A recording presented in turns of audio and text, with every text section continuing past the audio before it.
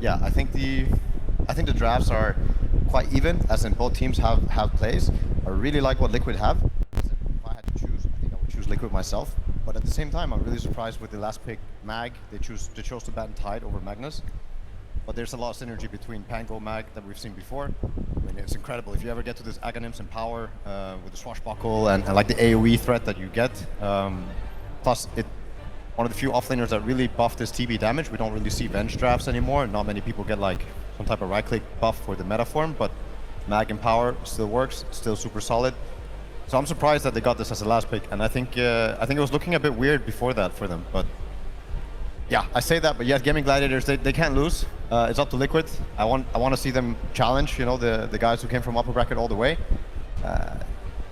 Yeah, well, I feel it. I feel the magic in a way. I think it's going to be a really good series. I There's really not going to be a so. three-way stomp. I'll be surprised if that was the case. Yeah, I really hope so. As we get into the action here of this first game, cannot wait to see what these two teams have in store for us. And also, you know, just from Gaming Gladiators side of things, the way they responded to Liquid's lineup. You know, so many times we've seen Liquid slap out this Alchemist pick nice and early in the draft. They're super strong with it. We've seen a lot of teams try a lot of different approaches against this hero right now that seems to be incredibly powerful in this patch. Ooh, we got some little ones. We might get some going on. Indeed, some first blood action. Both teams up with the smoke. And 3 blood grenades split out on 3 different heroes on gaming, and they have the numbers advantage for this fight. This is going to be really weird after creep spawn. How are Liquid going to get around with the heroes? I mean, there's Hai bên lượt một vòng mà không gặp nhau kìa, mẹ cười với lên. Đây là gấp sao nhau vậy? Mùi sao vào nhau rồi đấy. Sao vào nhau? Gặp nhau. Phải rút này, lại rút. Ok. the map by Boxy. Feeling that something might be up. Em đâu lại rút thế?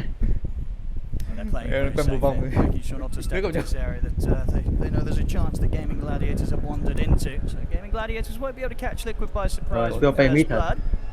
They should be able to set up though for favourable bounce. Mắt rồi, nhìn rồi. Gaming Gladiators should be able to get their hands on the 3 of them. I was thinking if Tofu was planning to start bottom versus the Darkseer. It's been an approach by Chơi hai run thôi, chứ kiểu chia nhau hai run cũng bình thường ấy. 3-1 rồi. Makes it very hard to get in for those initial creep waves that set up your ring of health or sets up your vanguard. Đấy, hai bên đều chặn lính cuối cùng gặp nhau ở giữa sông. Thả đứa chặn lưng. Thực ra kiểu cũng phải tùy vào chặn đấy, bởi vì nếu chặn là đối phương cởi ra mình thọt đấy. Con cũng chặn tốt hơn. Cũng phải chặn đấy, còn đi xa chặn hơn.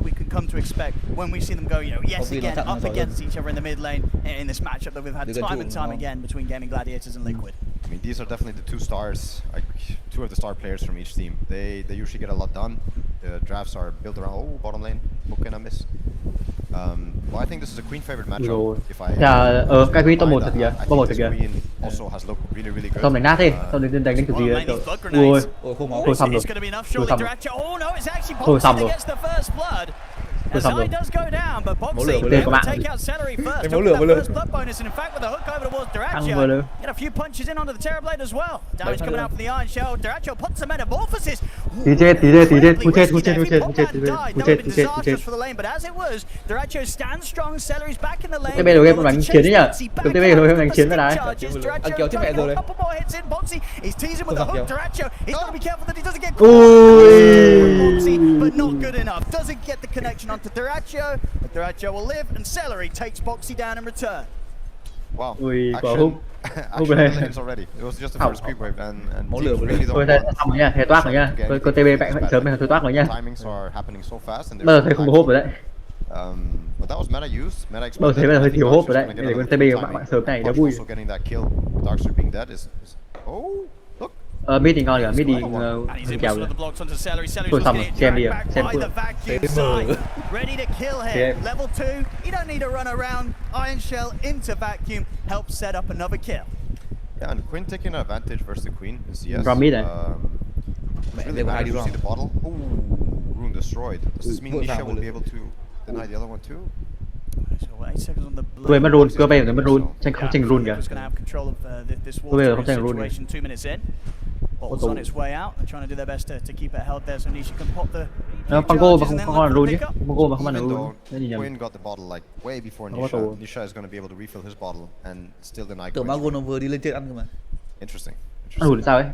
Nghĩ ăn hụt sao ấy? Không sách mô tổ kìa. So far, Quinn with a slight lead in CS, 13 for 1 against the 8 and 2. The spam definitely going to come out heavily with how much mana Nisha's going to be effectively able to play with. Having that water rune ready for pickup as he wishes. Yeah, I think a big thing for Gaming Gladiators this game is they really have to top lane. They're going to try and go for ace. Okay. Mà nó tầm cuối nhỉ? Concoction. Chơi. Không đi. Great fan, universal hero, yeah. He's got a lot. It's a lot of HP and a fair bit of armor to try and bite through. Cái có một. Và nếu mà ăn được sớm thì ok không nói, nhưng mà tí mà thọt của mạng thôi là cút đấy. Thọt 2 mạng thôi là cút luôn đấy. Rồi xem lại điều. Đấy cút rồi. Dễ nhỉ? Chấm dễ nhỉ? Dễ xem dễ nhỉ? They mentioned it on the panel. Có bớt cháu về xong lùi về tiếp, khỏi chạy. Top lane. Thôi xong rồi. Anh biết ăn được mạng. Chưa đủ một chiều, Vẫn cao. Yeah. So I was saying that if there is a way for Gaming Gladiators to get these important picks on the Alp, I don't know if it's going to be Pangolier rolling or just the two supports coming in at clutch moments together with the map. Tôi có bắt đứng rình nhỉ, có đứng rình một tối ạ. Sợ. But to be able to kill this Alp before đừng nấp sau cây rình nhỉ. Sợ vậy. Bottom lane. See what they can get this time round. Duracho. Gonna turn towards Zai, but Surge at the ready. And no one else to back Duracho up and control Zai's movements right now. So Zai perfectly fine box. He's looking to maybe cut off Celery returning to the lane. Bên dưới sửa farm. Or CM. Sửa phần 3. Thì vậy Vanguard thì tanh thôi, thì đóng tanh thôi. Sửa thì đóng tanh thôi. Vanguard cái thứ. Thằng đã sửa là thằng được farm mà. Đã sửa được farm. Thì lên Vanguard là sao kìa? Là đóng Vanguard hay sao kìa? Ui, chọc tao đấy. Just the nature of the strike, right? Every time you click one, you can kind of take out range of away. Xiên phát quy. Có mùi xem lại cút nhỉ? Có mùi giống cái xem cút nhỉ? Qua đây, sắp cút đi. Mana.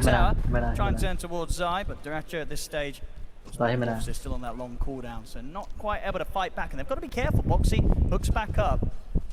Anyone gets caught out of position on this bottom lane, it's almost certainly a kill.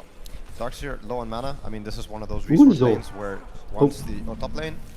So if they can get some action here, they're diving in for ace concoction underneath the tower. They'll find another. Oh my god. They'll get Mickey knocked back under the tower, but he's got the stick charges already. He'll manage to walk this one off.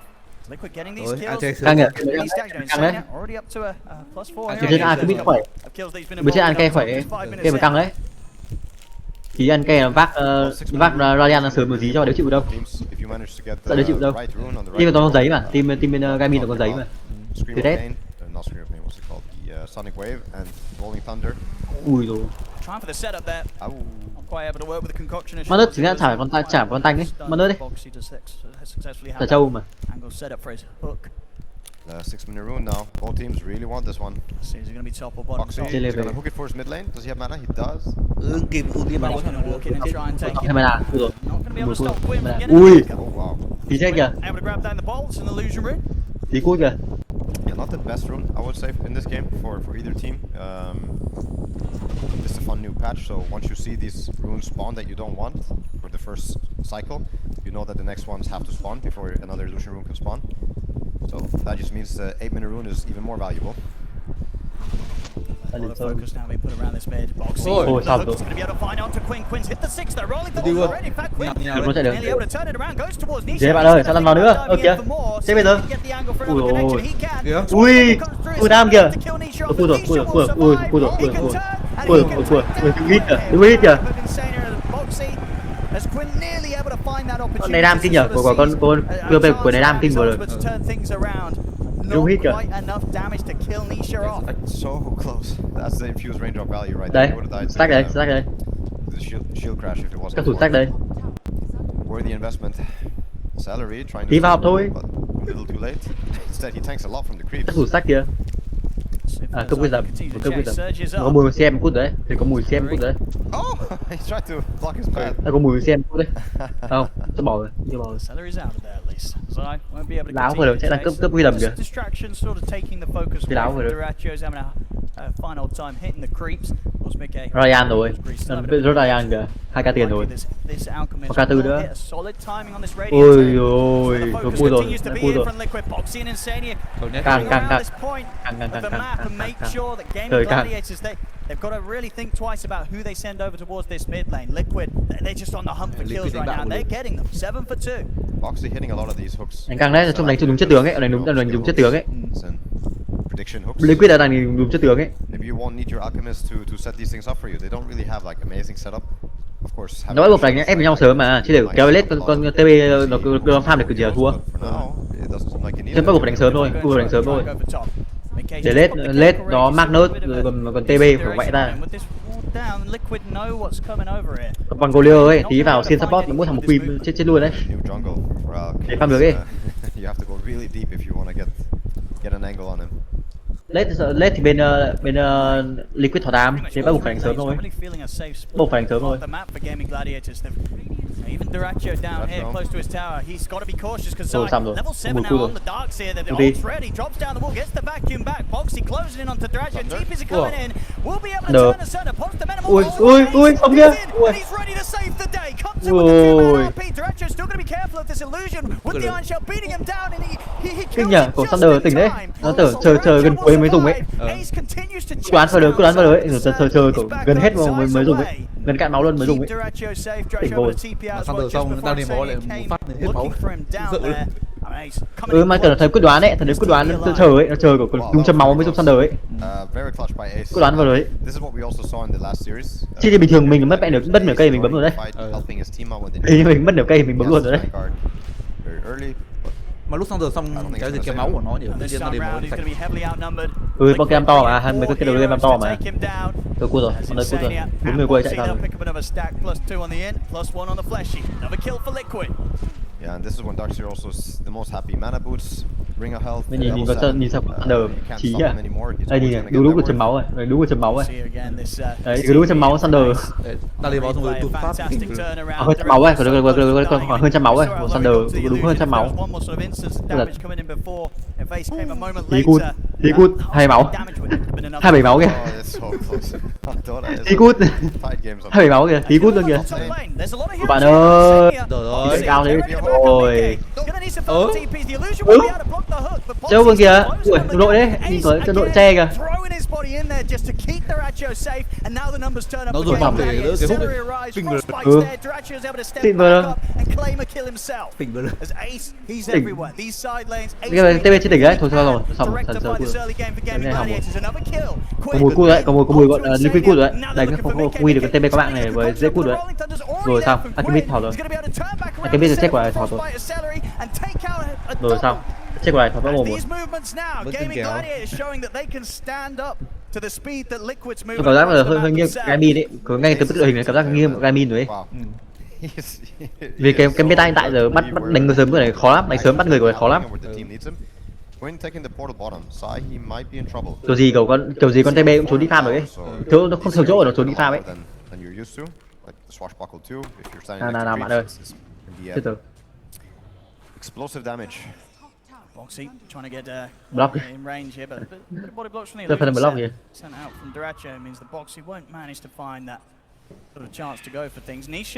Starting to move away from this mid lane. See if we can get involved in action around this bottom half of the map. Top lane.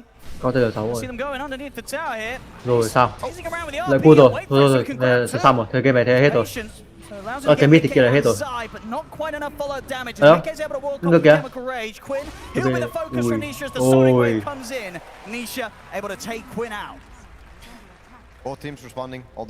Nghe cái ông mid này đánh hơi vội à? Mid Gamin này đánh hơi vội. Tôi hiểu căn là căn thứ đam ấy.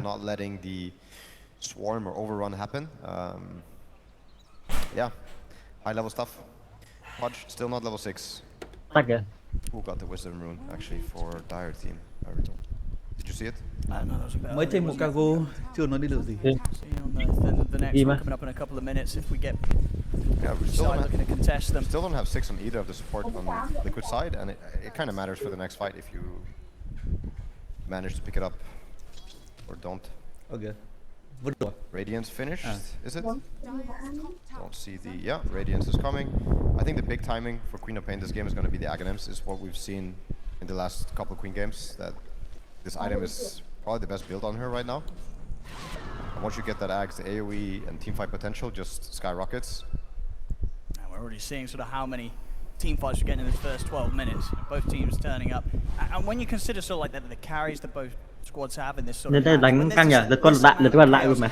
is there a certain lineup, certain cores that kind of revel more off the back of this? Like, Manus giày gỗ à? Từ Manus giày banana chứ. Manus giày gỗ à? So it's not the fastest radius that we've seen. It's not the fastest outgame that we've seen, but it's still very. Bình thường hay đấy giày mana ấy. Obviously, TV Mà này nó Từ 12 phút rồi đúng không? so it's still. Nó mắc quy thì nó lên giày mana, lên giày It's gỗ. still a good answer. It's still a good hero versus Alk, but it Kêu chặt đây, definitely kêu chặt đây. Alk can have the chance to snowball. You get the radiance, you get the blink, you start playing with your team. Rồi đang phút 12 đấy. Radiance burn and all the magic damage. Also talking about Darkseer here. Cái value kìa. Ở value là cái Ui. see the angle, Ace is pretty beefy. Chạy đâu? Chạy đâu? They're gonna need a +1. Ui, Nisha, điều, he's điều, here. điều, điều. Ui, điều. Managed to quietly take him down. Nisha holding back the Sonic Wave. He did the maths, knew it wouldn't have been enough to kill him anyway. Mà với cái xong rồi lên giày gỗ là đúng rồi. Got all these good stats, treads, double Wraith Band, the Vanguard, and the Oblivion Staff. It's a 2K Đi phu kìa. burst route. It's not easy for Liquid's lineup. Không sai lắm, thế kia tôi có dùng chiêu ấy, đi phu không sai lắm. It's new though. So they can get around Bà by tắt Gaming ôi. Gladiators, coming off the back of a Xong rồi, smoke setup. vừa, They catch Boxy by surprise. The Global comes in from Insania. Boxy Ôi. still finished off by the final blast of Izania. Trophy though. Liquid they'll try and turn, get the concoction down. Thấy không? Onto Quinn, Không. drag back by Được, Zone được, through the wall, được, but the được. Watchbox is there. In fact, Căng, he's ui. ready to turn it around. He's got the Rolling Thunder if he wants to go in, but he holds off on it for Chạy now. căng ấy à? Won't look to dive forward. Diracho will step up, start to get some hits in onto the tower. They've got a bit of space to push now, Maybe. Gaming Gladiators, as they take down the two supports from Liquid. Nisha surged up. Still a difficult jump for him to make over towards Diracho. Not wanting to fight really into the metamorphosis and the potential of a Sunder turnaround right now on the Terrorblade. Got to respect Diracho. I mean, definitely with that, I think Gaming Gladiators are quite happy with the start of the game and how the game is going. I think this Alchemist is not getting the freest game. He's not going to be able to rush the dagger and keep the snowball going.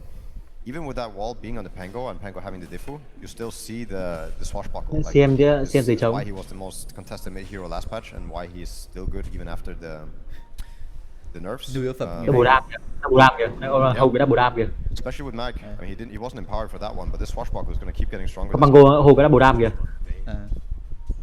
Tí xiên nữa ai chịu được. Cầm ra cái double dam là xiên ai chịu được. Proudly showing himself on that bottom lane, knowing that Đấy, cao thủ sách này. come anywhere near the Pangolier right now. I think what they're really hoping to get is this BKB on Alk, maybe finish the Greaves on the Darkseer. I also think it's a great Crimson game. Like if you manage to get Crimson versus TP Pango, you're going to be able to potentially survive and do these turnarounds. There might be timings that could come also from the Pod Shard. I know we haven't seen a lot of the Pod support. We saw it on save a bit, but now we're in the grand final. We have this Alchemist stun set up, but also we have the ability to kind of save people from RP. You don't have to hook them. Xin trượt, trên thiếu tầm ấy, trên với tầm. Đúng hướng mà với tầm ấy. Bind his Aghanims into Shivas. Chụp kìa, phải chụp kìa. Nửa cây kìa. Xin nửa cây kìa. Ui. Hai xiên. I forgot to mention Pango empowered. Ui ôi. Trên này ai chịu được. Bắt. Chết. Ui.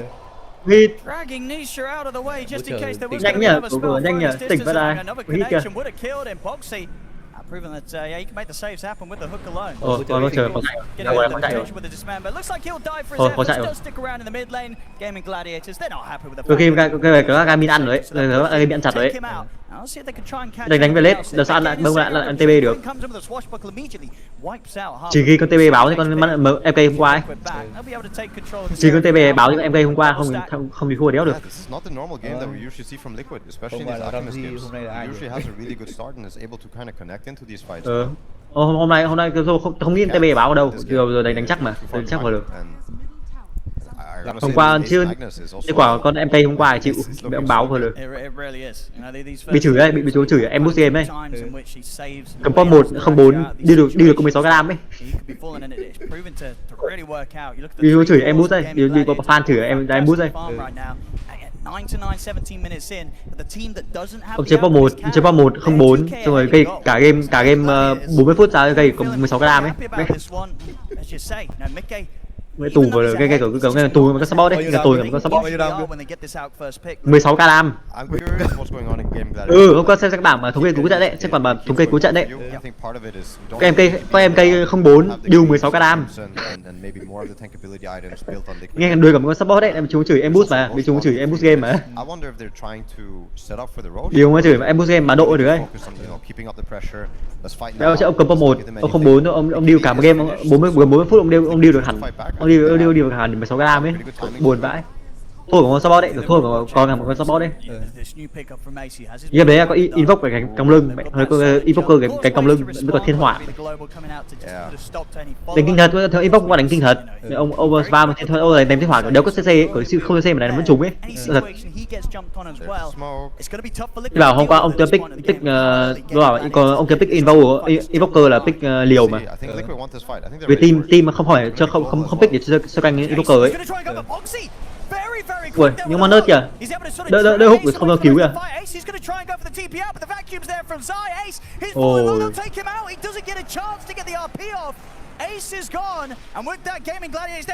Thử xem vừa. Bỏ ông cứ bỏ nhá. TB định bỏ.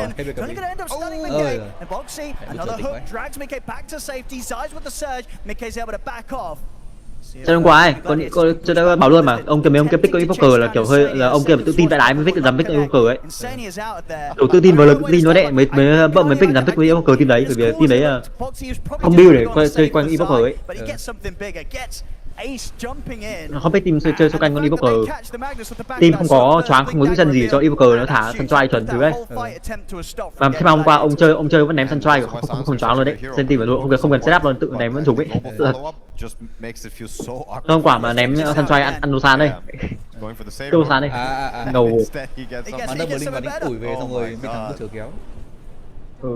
I mean, that certainly did not go to plan there for Gaming Gladiators. Probably one of the things they didn't anticipate. Ace actually being able to get nhưng nhảy vào không BKB Silent chết. Sort of immediately after he blinked in.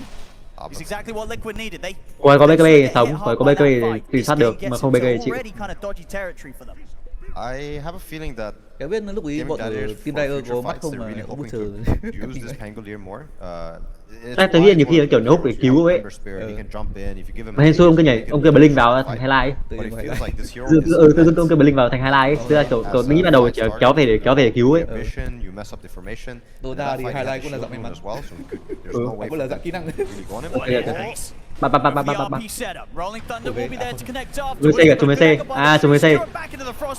Dùng C. Dùng C. Trông kinh nhỉ, của nó là tính ấy, của con nhìn con Pango nó tụ nó hâu ấy, tụ lúc mà gần hết nó bay vào ấy. Trông C kinh hồn. Không tỉnh luôn. I wonder if it's a sane response from Liquid to try and fight it if Gaming Gladiators take control of it. I think it's hard, but it also feels like it's something that they have to do. Let's see. Things could happen before going into Vision. They're looking for the kill. Người gì đấy? Rồi xong rồi. Mất phải. Rồi xong rồi. Không BKB. Phải bắt được cua rồi. Yeah, it's 40 seconds. Liquid can keep this going. They can keep killing them. Vâng, đuôi con ăn cây. Side just looking to defend. Cả đánh ép vào lưng. Sania, no ôi. That's when you really want to have the worst in the next 5 minutes. Ôi. Die to either team. Ôi. Đánh đấm đéo gì. What have we got being built here? We almost have Magpie. TV phút 20 sừng cứng nó bắt Sky đi đánh đấm đéo gì bạn. Magnus is actually going for Harpoon. Next. Ôi rồi, TB. Phương bơ bắt Sky đi rồi.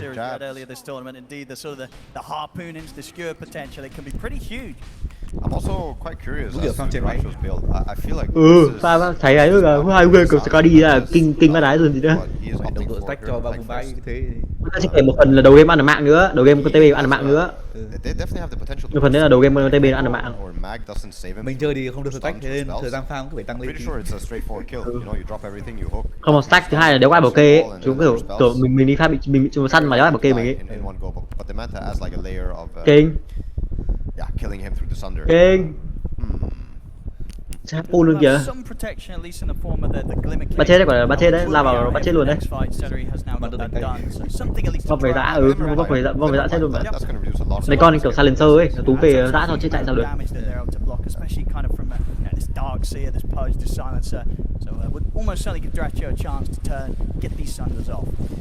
Something that always will win the fights is 2 to 3 man RPs with this Pango power and Aghanim's role. It's so much splash and everything.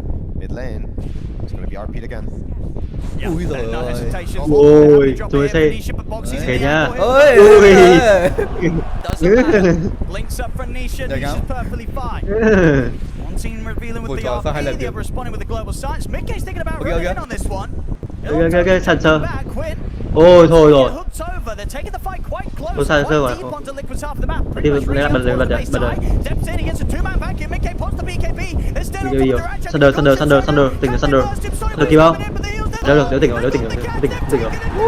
Tê, không có BKB rồi, này không tỉnh rồi. Quinn has to TP out. Nisha, he may be ready to set up for more. They'll look towards Saturday. Concoction's going to be thrown all the way over elsewhere as it follows the TPing out heroes. Ôi, Not ôi, going to hit ui, this one box, sao but đi? it doesn't matter. He already hit the Sao one đi? that counted, setting up and Đi making sure cút. that they could continue to keep the Ratio locked down. Killing Đi this thì cút. Terrorblade pretty much in the midst of this fight. And Gaming Gladiators, they could not bail the Ratio out. Lên of that pai à? hotel. It was so close.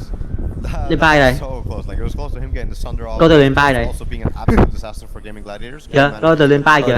Just before the Alchemist Line Thì connects. chứng tỏ nó là phút 4, nó được farm. Còn Octaver là phút 5, không thể farm cái gì luôn. Được phút 5, được phút 5. Quân đang lúc kiểu không được sờ vào lính ấy.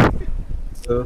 I mean, we'll see again. So, you know, the hooks from Boxy again. The first one sort of disrupting the angle that Quinn was Một wanting TB to go cũng tỉnh for. luôn mà, TB đánh It's không, nó insane không đánh không tỉnh được kìa. And then at the second one here, making sure that even Ui, though lôi Drake về was starting ulti, to không get tỉnh away, được. gets Không dragged tỉnh được back Sunder, into không tỉnh được Dismember, Sunder. locking him down and not leaving any chance for him to turn and Sunder.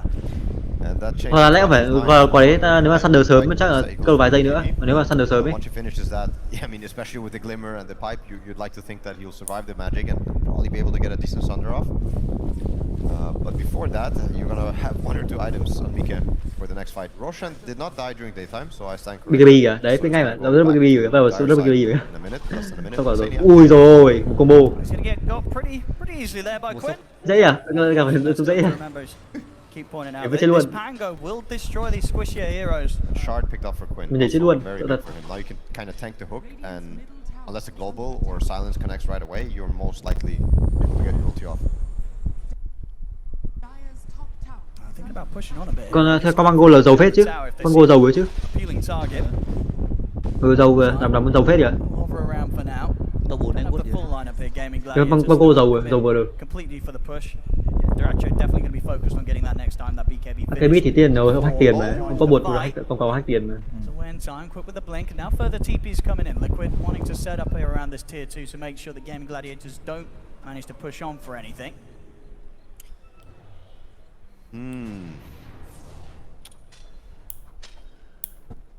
Nice.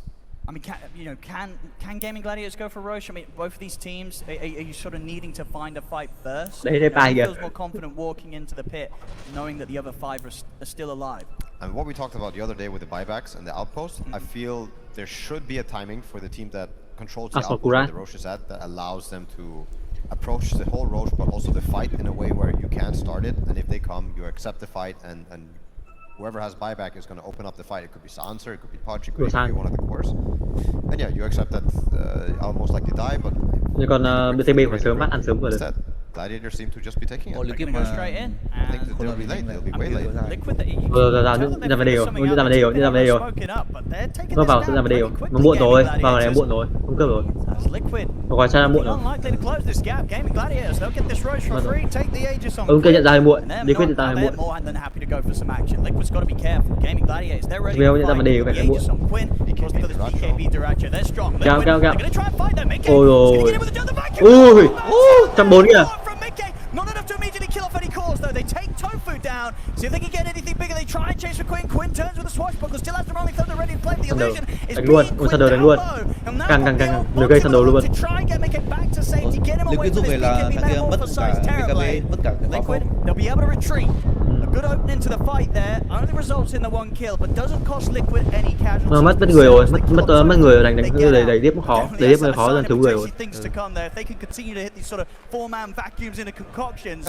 Yeah, Gladiators, they've got to be thằng careful. Butcher nó đi đứng hay vừa If you get four-man concoctions like that throughout the game, I don't see any way for you to lose. Đấy, không phải ông hút Blink vào, ông chỉ ông R luôn đây. I thought it was going to be, you know, an absolute disaster. On the bright side, you get the BKB expended.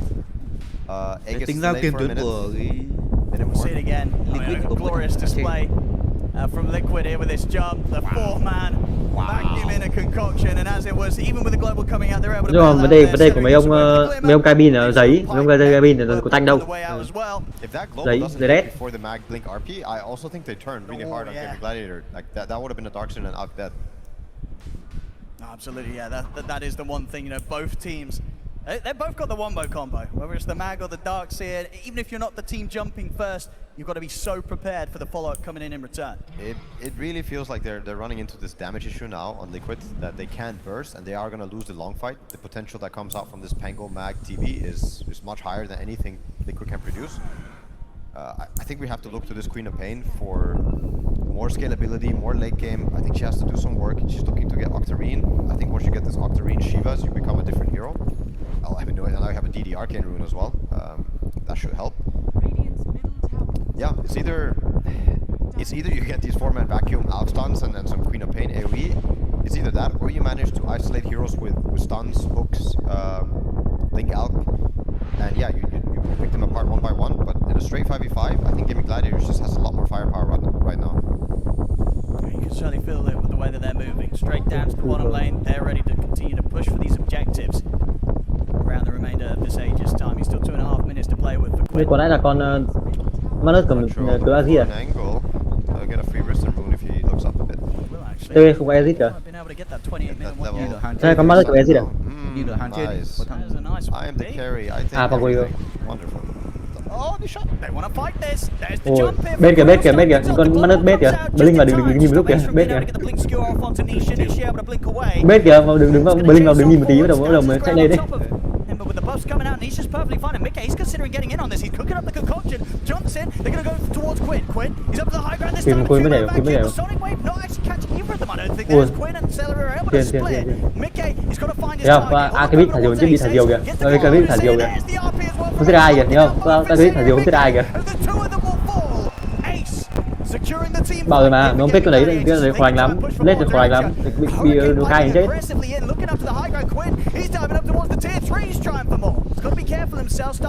Đấy vấn đề đấy, bảo đây vấn đề đấy, trong Akavit tao bóp một đấy, đuổi thì rất đầu nhanh nhưng mà nó không đủ đam ấy. Rồi đấy, bị thả diều chết luôn đấy. Không biết ai đâu, bay vào thả diều chết, không biết ai đâu.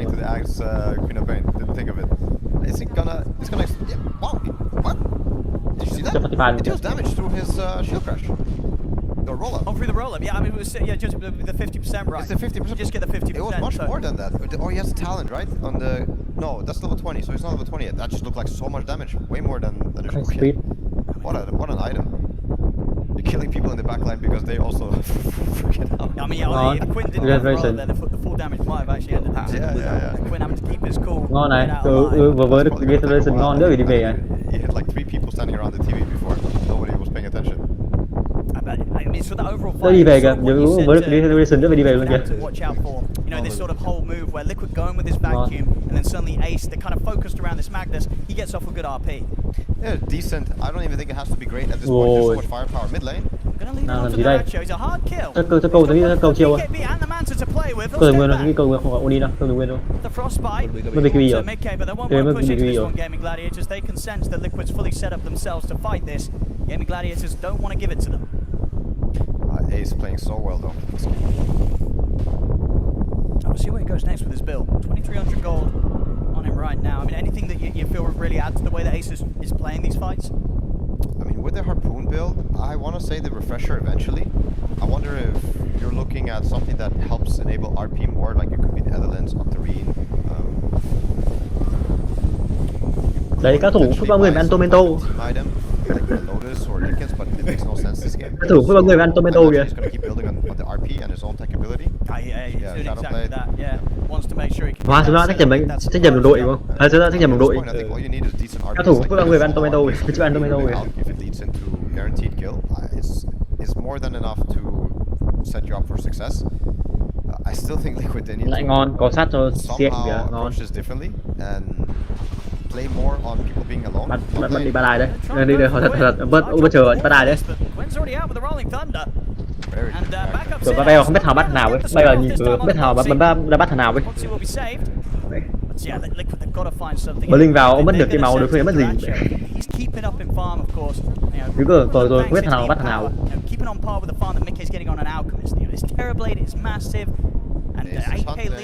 Gaming Gladiators, they feel great right now. Yeah, they feel really good. I mean, they're in full control. It feels like if the fights break out and it's even, it's very hard for Liquid to take it. Thế trên mắt làm sát à? But if they somehow get this hook or this outstun on Thế trên mắt làm sát à? Lao và đấm chết thằng. fighting 5v4. Vào tiếp bắt là chơi kiểu ảo sát đây. It's getting hard. It's getting really hard. Mấy con kiểu săn sâu ấy, một bà chơi luôn đấy. Vào ta chơi luôn đấy. Smoke up from the back lines of Gaming Gladiators. They're ready with the counter initiation. If Liquid start the fight. Đấy. Thôi. Chơi cái em. Chơi cái em. Khổ chưa? It looks so much better than the old corn toss, huh? Nào. Vừa cây đấy vẫn chết rồi. Toss or harpoon, I think you always go for the harpoon. That looks so smooth. He's pulling it off very smoothly. And now, yes, a good window to hit onto the barracks in. Zai trying to mess around with Duracho. Rồi quay liquid cút rồi. Nhìn quay chắc chắn cút rồi, không hốp đâu. Cút chắc rồi. Không đánh lại chắc cút chắc rồi. Ôi rồi. Nhẹ phải là có bạn này đánh cái gì? Tôi nghỉ còn gì nữa, nghỉ đánh cái sau nữa, con qua cái không đủ ram rồi. Anh Kim này không đủ ram, chắn không đủ ram luôn. Anh biết quá lẽ đã bị thả diều chết rồi, chắn không đủ ram đâu. Thôi xong rồi. Không bất chờ không bắt lẻ được ấy, thôi chắn cút rồi gì nữa. Con đất ủi ai về thấy chết, chịu. Bất chờ giờ chịu đầu tiên rồi, không bắt lẻ. Ông pick pick 4 con chưa đi bắt lẻ, nhưng mà thành ra đối phương có con bắt nước bắt lẻ hơn. Cười. Hiệu quả Thấy không? Bây kia mấy ông pick 4 con để bắt lẻ, nhưng mà bắt lẻ không bằng một mình có bắt nước. Không hiểu kiểu gì. He got a more reliable hook, might say. Mid lane. Rồi dân tốt tay quốc rồi à? Còn về dân tốt tay quốc rồi à? Anh chơi một được rồi bảo rồi mà anh chơi một vấn đề của nó thì ông hack tiền mà ông đủ đam ấy thế lấy không làm nào đủ đam được cơ.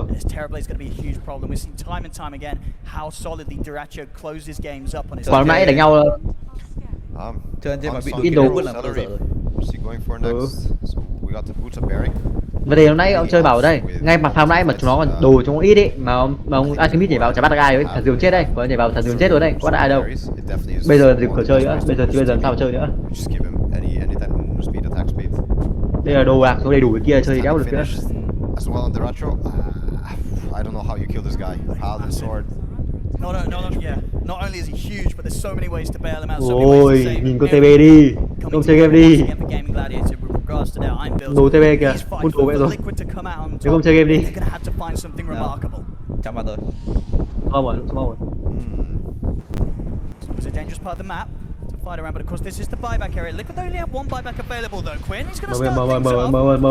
He's in the rolling thunder, gives good information if the rest of Gaming Gladiators in regards to the whereabouts. He skewers into closed gap. Global comes down, turns with the BKB and with the bashes as well, focusing down the Magnus. They're trying to kill Alice, but they can't. The RP comes off onto the two of them. Will manage to lock Ace down with the dismember. Chơi đi kìa, kìa, sống kìa. Thôi xong rồi, hết rồi. GG, hết rồi. TV này kia hết rồi. Càng. It's looking rough. It's looking very rough. Quinn is so strong. Cô tính Thunder Zone kìa, còn TV còn Thunder Zone kìa. Stop him. You don't have any way to threaten the kill. You need a range carry or vulture or I don't know something third. Rồi hết rồi mà, em chỉ còn gì nữa, ông cố tình ông Thunder đi. Pangolier are both really good heroes versus Darkseer for the same reason. Có sao đấy để hút mồ để lại luôn. Không vào đâu vào đấy. People staying on top of other people. Không bùa đâu. Bọn Liquid là bùa đâu. Nãy rồi vấn đề nãy đánh không được, bây giờ không cào anh đâu. Nãy đã không đánh được rồi ấy. Thấy không? Mình còn Alchemist kìa, chém chết ai đâu. Alchemist kìa, chém chết ai đâu. Đấy không? Alchemist thả đường chết kìa, thả đường chết kìa, bắt ai đâu. Thả đường chết luôn kìa, không sợ bắt ai. GG thì còn gì nữa, ông điều kéo gì nữa, GG chắc rồi gì nữa, để thắng sao được.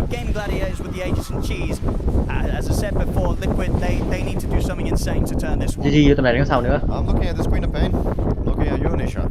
You're gonna have to put in cái mid còn lấy pop 1 mà nó chả gánh đam. You get the shard and you get Shivas. Ai còn đam nữa. And somehow you manage to win one fight and you get like a 10k gold swing.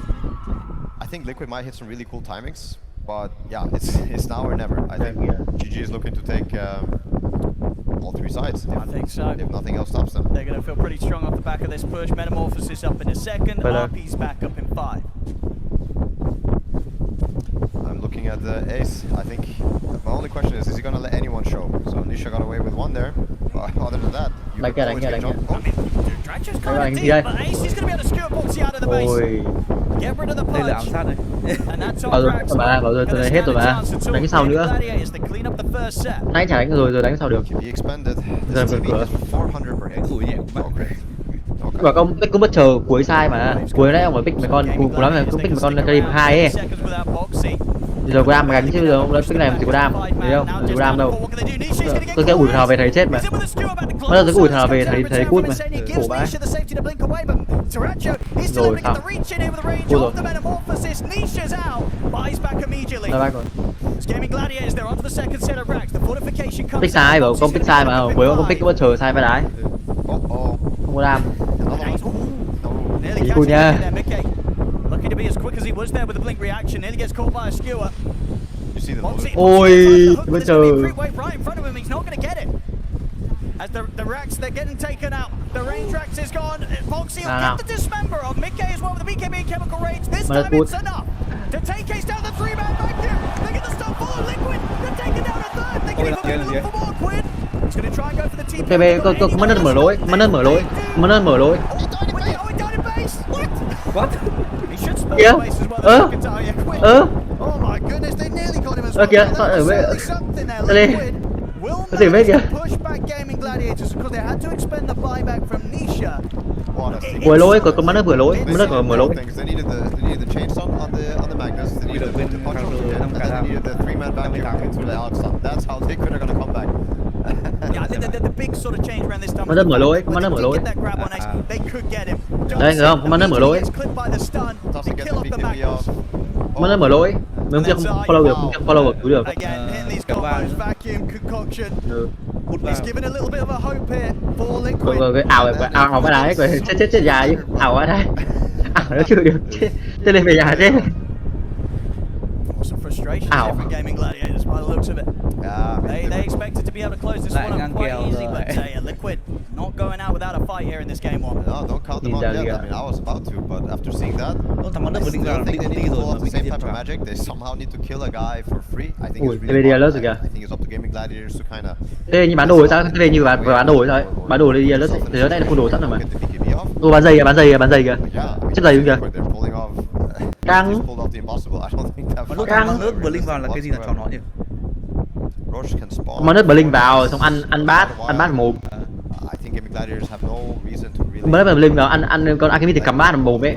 Bấm cái gì lên. After that fight, Coi như you might xui. feel like. Bấm cái gì lên xong bắt đầu con bất chờ rồi đấy.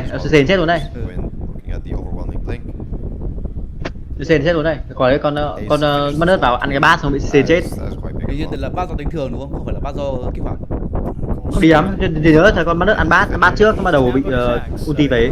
Nếu là bát do tính thường thì coi như xui về. Đen xui. Yeah, I mean it's. Đây sao này. Glimmer capes out from Celery, he won't get caught. Rồi. Might say. It's enough. Đây. Take it, Foxy will get the skewer. You see the loaded. Foxy's going to try for the hook, but there's going to be a creep Blink wave right vào in front of him. nhá. He's not going to get it. As the racks, they're getting. Đấy, thấy không? Ăn bát mồm, thấy không? Thường đúng không? Bình thường. Đen. Đã xui quá đi. Ăn bát bình thường. Đen. Thấy không? Ăn bát bình thường, ăn thấy chết luôn kìa. Đấy còn cầm bát ui, bình thường, cầm bát sau kìa. Thấy không? Tỉnh nhá. Đấy thường. Nhỉ. Tắt này. Được. Bây giờ cầm kiếm gì không? Bây giờ có kiếm cắm đầu kìa. Section. Thế là xui vào lờ. Xui của bát bình thường, xui. Đen, có cái đen. Đen. So you're kind of getting. Quát ăn của bát bình thường á. Đen đứng You manage to get the reflection off, and Alk doesn't. đen lắm. Nó tắt Guardian kìa. Sợ bị lộ. Liquid, they're heading out the base with this smoke. Is this something Thấy không? the game Nó tắt rồi. gladiators will expect? Or do you think they would assume Ừ, that Liquid's tắt in rồi. the base? I think they're Bắt expecting VOB. something. Okay. They're feeling. Nó bắt hơi sai, bắt một kia bên này khó bắt là mẹ. Nó có săn ghe kìa. Khó bắt đấy. Nó có cái săn ghe và cái dao khó bắt là mẹ. Ui. Ôi, hết rồi. Cái này hết rồi. Rồi, của sau rồi hết rồi.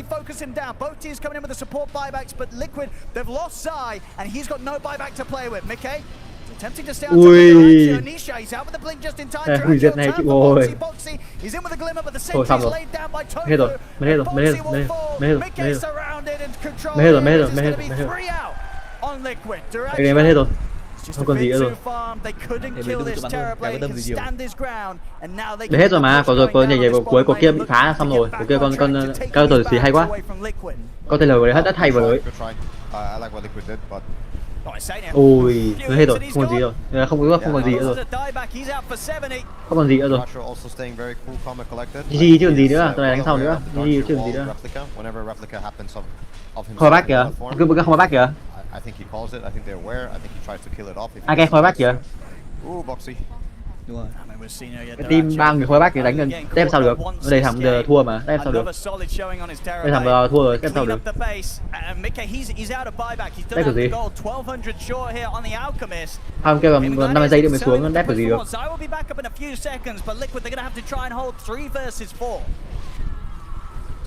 Ui, Thunder chơi luôn kìa. Nào, TB.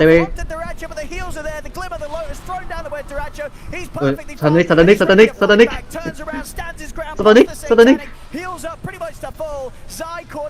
Rồi sao? Cua rồi. Thôi xong rồi, hết rồi. Này hết rồi.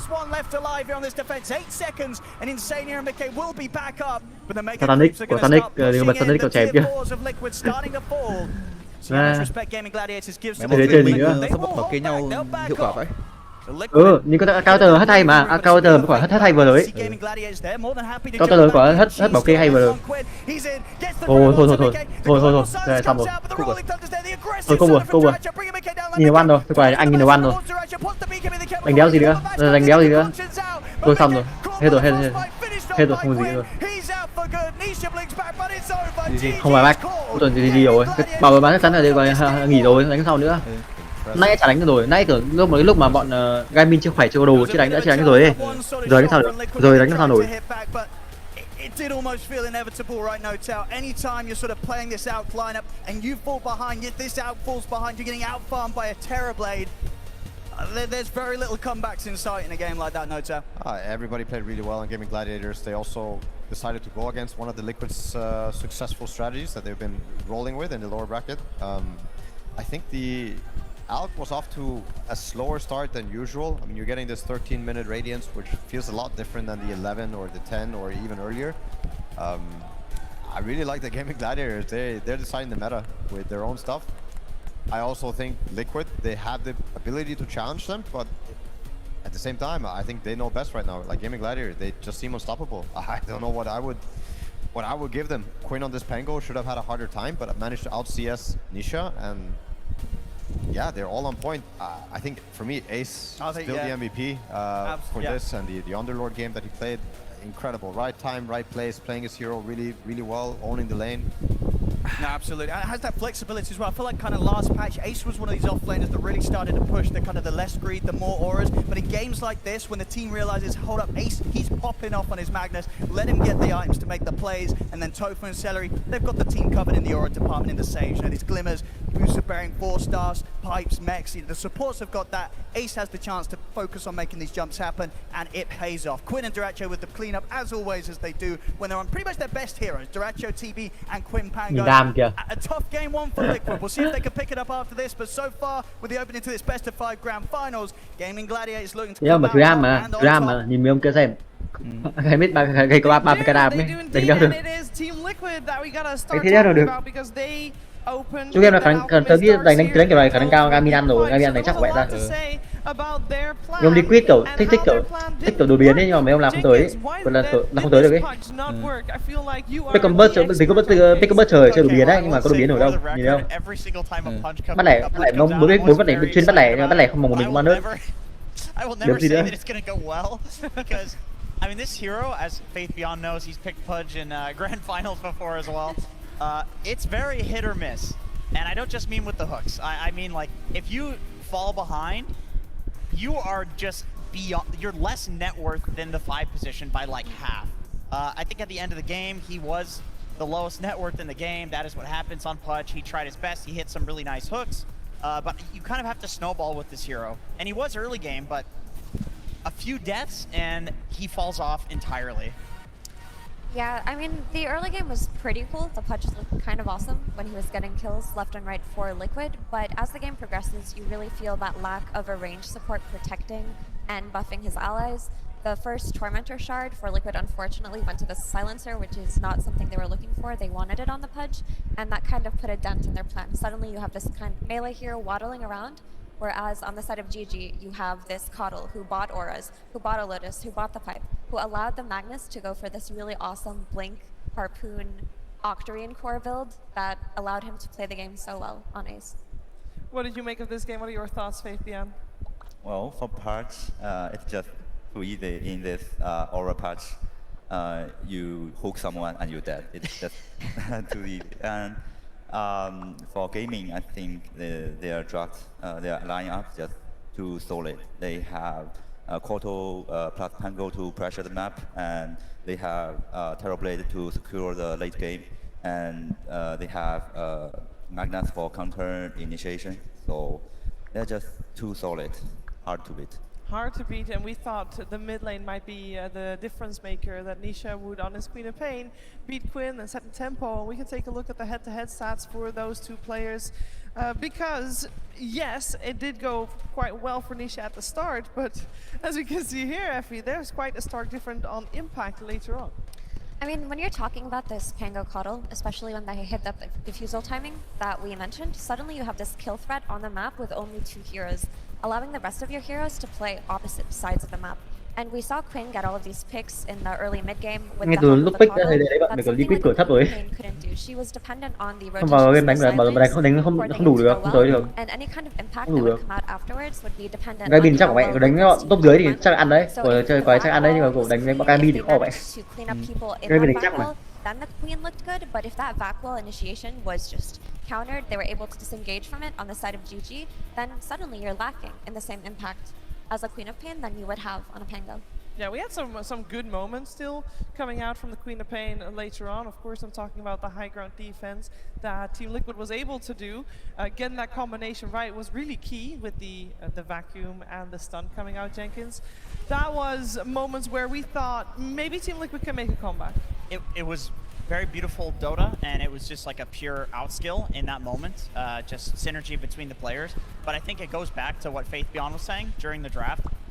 If you're picking Alchemist first, and you intend to put it as a carry, and you know the Terrorblade is going to come out, you got to up the tempo, because we saw how hard the late game was for Liquid. Even hitting a combo like that, in most situations, it's like, okay, game is over. That was good enough that they've made the comeback. Not against Terrorblade when you have Alchemist. But to that point, I would really like to highlight and shout out Ace, because when they did up the tempo on that Terrorblade, there was this beautiful TP in into RP save that Ace had in the early game, where Darachi was able to walk it off and they were able to get kills. He had a couple of plays like that early game, which really enabled his team. And then later on, as the walls were coming out and there was this Darkseer Terrorblade illusion, he was skewering it away from his team. I don't know if you noticed, but he was skewering illusions away, and because of his Octarine core, a few seconds later, he was able to skewer back an enemy. So Ace played a really perfect support game, even though he was the offlaner. Yeah, and we heard No-Till say that if you're gonna give an MVP to anyone at that game, it would have been Ace. If it wasn't Ace, Faith Beyond, who would you give the MVP to? Boxy. Boxy? I knew he was gonna say that. I knew he was gonna say that. Oh, really, I respect them, because for a pro player, you always want to win. The most important thing is to winning the game. So it's not that easy to just have fun on grand final. And it doesn't mean they don't want to win. They really believe this is a good idea and they go for it. So I respect them. Respect, indeed. We're going to find out if they can find a strategy in game number 2, of course, that works. Before we do that, though, before we check in with game number 2, we're going to check in with Slacks.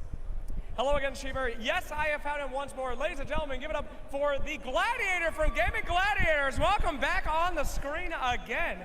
You are the pseudo-mascot of the team, correct? Yeah, correct, very correct. So what do you think about this Stompy Game 1, my friend? I think that the boys have got an insane amount of momentum at the moment, and I don't see them slipping up. And the reason I know that is because they've been doing absolutely. Absolutely. Đấy là KDT đây. Screen damage. Thank you very much, Magnet. Fantastic. So I have to ask, Do you think the team's more excited about the series, you know, trading some games, or do they just want to stomp this bad boy out as soon as possible? I mean, I know they never want to slip up, ever. They never want to lose any games, so yes, they want to get the 3-0. But for anyone that's here watching, I know we want to see a more exciting series. So if they do slip up, at least it's fun for you guys. But I don't want that personally. I can hear that. Now, what's up with Celery, by the way? The guy looks like he is getting just tired. He has been grinding and grinding. The picture of him right now, barely got it. The poor guy looks like he hasn't slept in days. What are you doing to him? Personally, I'm not doing anything to him, but I know he's been taking very good care of his health and fitness, as well as grinding the Dota. So shout out to him, lots of respect for that. Absolutely. You're not making him work out? He's doing it all by himself. Oh my God, I do not recommend that, guys. If you want to play Dota, do not work out, okay? You're going to end up, no, even though they're in the grand finals, of course, do not, actually, Blitz is in the grand final. Oh my God, should I start working out? That's not good news. Okay, whatever, nah, screw it, too lazy. All right, anything out there to say to the Gaming Gladiators fans that are looking for that 3-0? You want to hype them up? I'll give you the microphone, I trust you. Go ahead, take the moment. Everyone here that's supporting GG, I want to hear you get screaming, let's go GG! Càng Em game bằng bố càng đê. Huyền game đã gái càng đê. Back to you, Chief. Oh my God! Càng Back to you, Chief. ông vừa win game càng gái càng đê. I do believe we have a little bit of bias in the crowd. We'll see if Team Liquid can make sure Càng to thật do sự the cho gì gái rồi. and force out the full 5 at the moment. Gaming Gladiators definitely on top. When we're looking at this match, obviously a best of 5, it evolves over every single game, so we're looking for adjustments. Cái mà team lừa trông như kiểu thật sự ấy à? Thật sự mấy ông làm kiểu thông tin cái team lừa trông như kiểu thật sự ấy. Nhìn trông như kiểu thật sự ấy. I think they will keep be smarter in this game, and I think they will want to try more new things to. I want an event center in the new line and only got the Roman to chip ticket. Pure for TI, right? So Good baby summon with all his or anything. and it's a really opportunity to 20 minutes. It took 20 minutes to leave the group to kill Nine Panda player inside base. In the fountain. What they could also do It's to like a big game. the issue of the Terrorblade coming out in the first phase is That is follow pretty amazing. Terrorblade for the first couple of minutes, kind of Tundra style, Đồ hài and mà. rotate around. Just Chơi con rửa vào lớp. pick your lanes. Rồi So cái once đồ ta they- hero. I should be Don't make queen the of pain. lane one-sided. It sounds so Wait. simple. We're going to hear more thoughts Can. from my panel very soon, but first we're going to get to a break and then we're back for game number 2 of this best of 5. Tôi sẽ mô tả người mình một hero, tôi chọn queen of pain. Ông làm như kiểu phòng dò thật sự ấy, buồn cười ấy, cho kiểu đưa thật sự cho cái người cười vào lời ấy. Đường này content hay vừa lên. Hay là cho kiểu ông làm như kiểu đưa tin thật sự ấy, cho buồn cười vào lời. Mẹ bắt cái tổ 2 mà sao mấy thằng game thủ tổ 2 theo. Đọc vui mà, đọc chung cười ấy, đọc chung cười vào lời ấy, đọc một cái cười vào lời ấy. Phút thứ 12 kiểu phút tình 12 vậy thứ là phút thứ 12 tuyển thủ của Nine Panda bị hủy diệt trong nhà chính vậy. Kìa đang trước bệ đá cổ. Kể cả khi là đứng bệ đá cổ, thế mà một chỉ thấy kinh hoàng. Mẹ tổ 2 từ bắt tổ chức người chơi. Tổ 2. Cái cười ấy cho trong ông làm cười vào đấy. 3 phút rồi. Tranh thủ làm cái. Đấy thôi.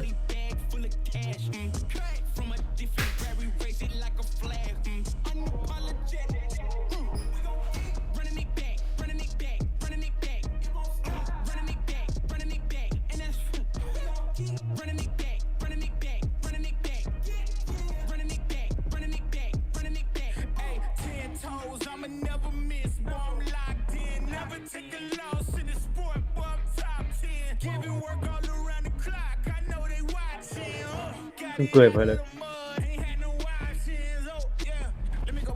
nếu phải dùng một hero của Dota ấy, mô tả cuộc đời mình tôi sẽ quy ở bên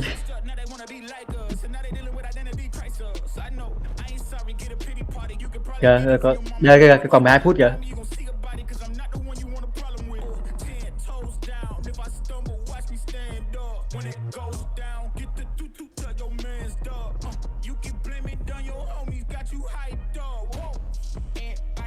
Đây, it's my left line đây. Kìa. It is by my left line with the name of Dota hero. It could be Philippines.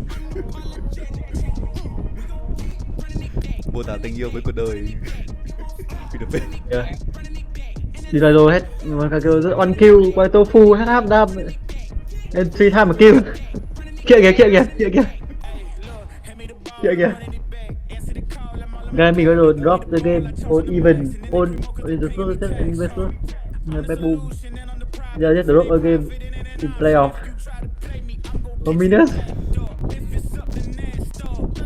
Nó còn làm trò rồi được.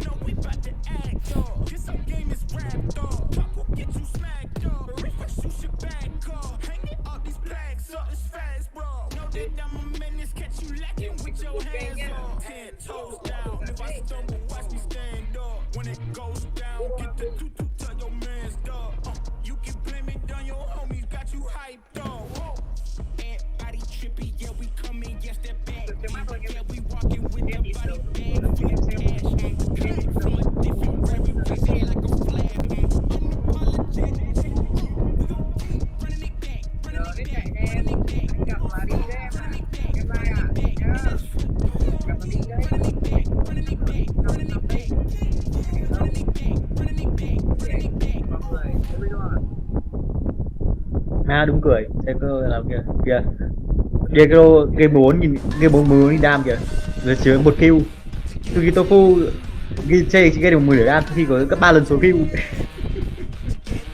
Chuyện kinh vừa rồi. Kiro ăn được 1 mạng, gây 14k đam. Tofu ông gây được có 7k đam trước khi ăn gấp 3 lần.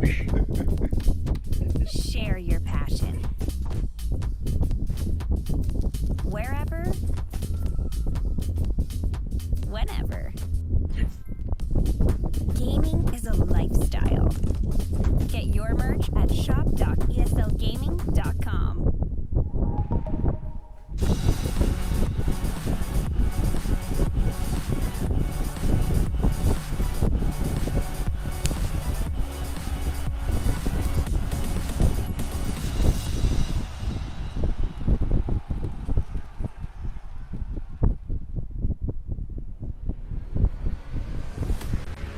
The Berlin Major Grand Finals continue. Gaming Gladiators 1 game up against Team Liquid. Will Team Liquid be able to strike back? We're gonna find out. We are moments away from the draft of the second game.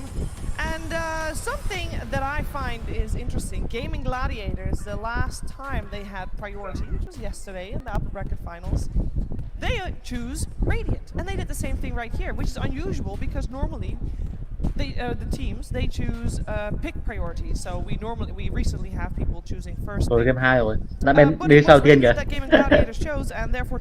Kìa Liquid sân TV rồi kìa. Liquid sân TV rồi kìa. Ba đầu luôn kìa. Biết sợ rồi. Who win a lot because they have enough confidence and they have prepared for both first pick and second pick, so they don't care about pick. So they pick Radiant. I think it. Yeah. There's also been a big difference here in Liquid. Instead of dealing with the Terrorblade in-game by tri-laning or something of the sort, they take it out. They know that GG are willing to first phase this regardless of the situation, and Liquid have decided that it's not in their best interest to play against it, especially if they have first pick and they want to play Alchemist again.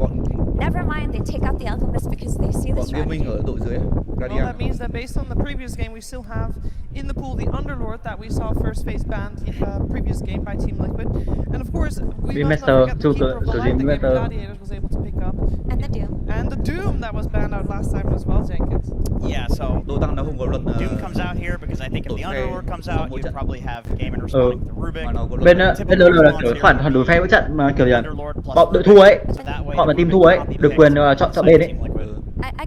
Không phải là đổi bên đâu mà bọn team thua quyền chọn bên đấy.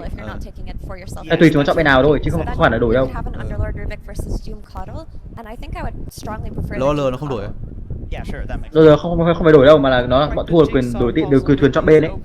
Thì hầu như toàn đổi. Team mà thua được quyền chọn bên. Thường bên LOL nó pick nó chọn bên xanh nó pick trước ấy. Thường bên LOL nó chọn bên xanh nó pick trước ấy.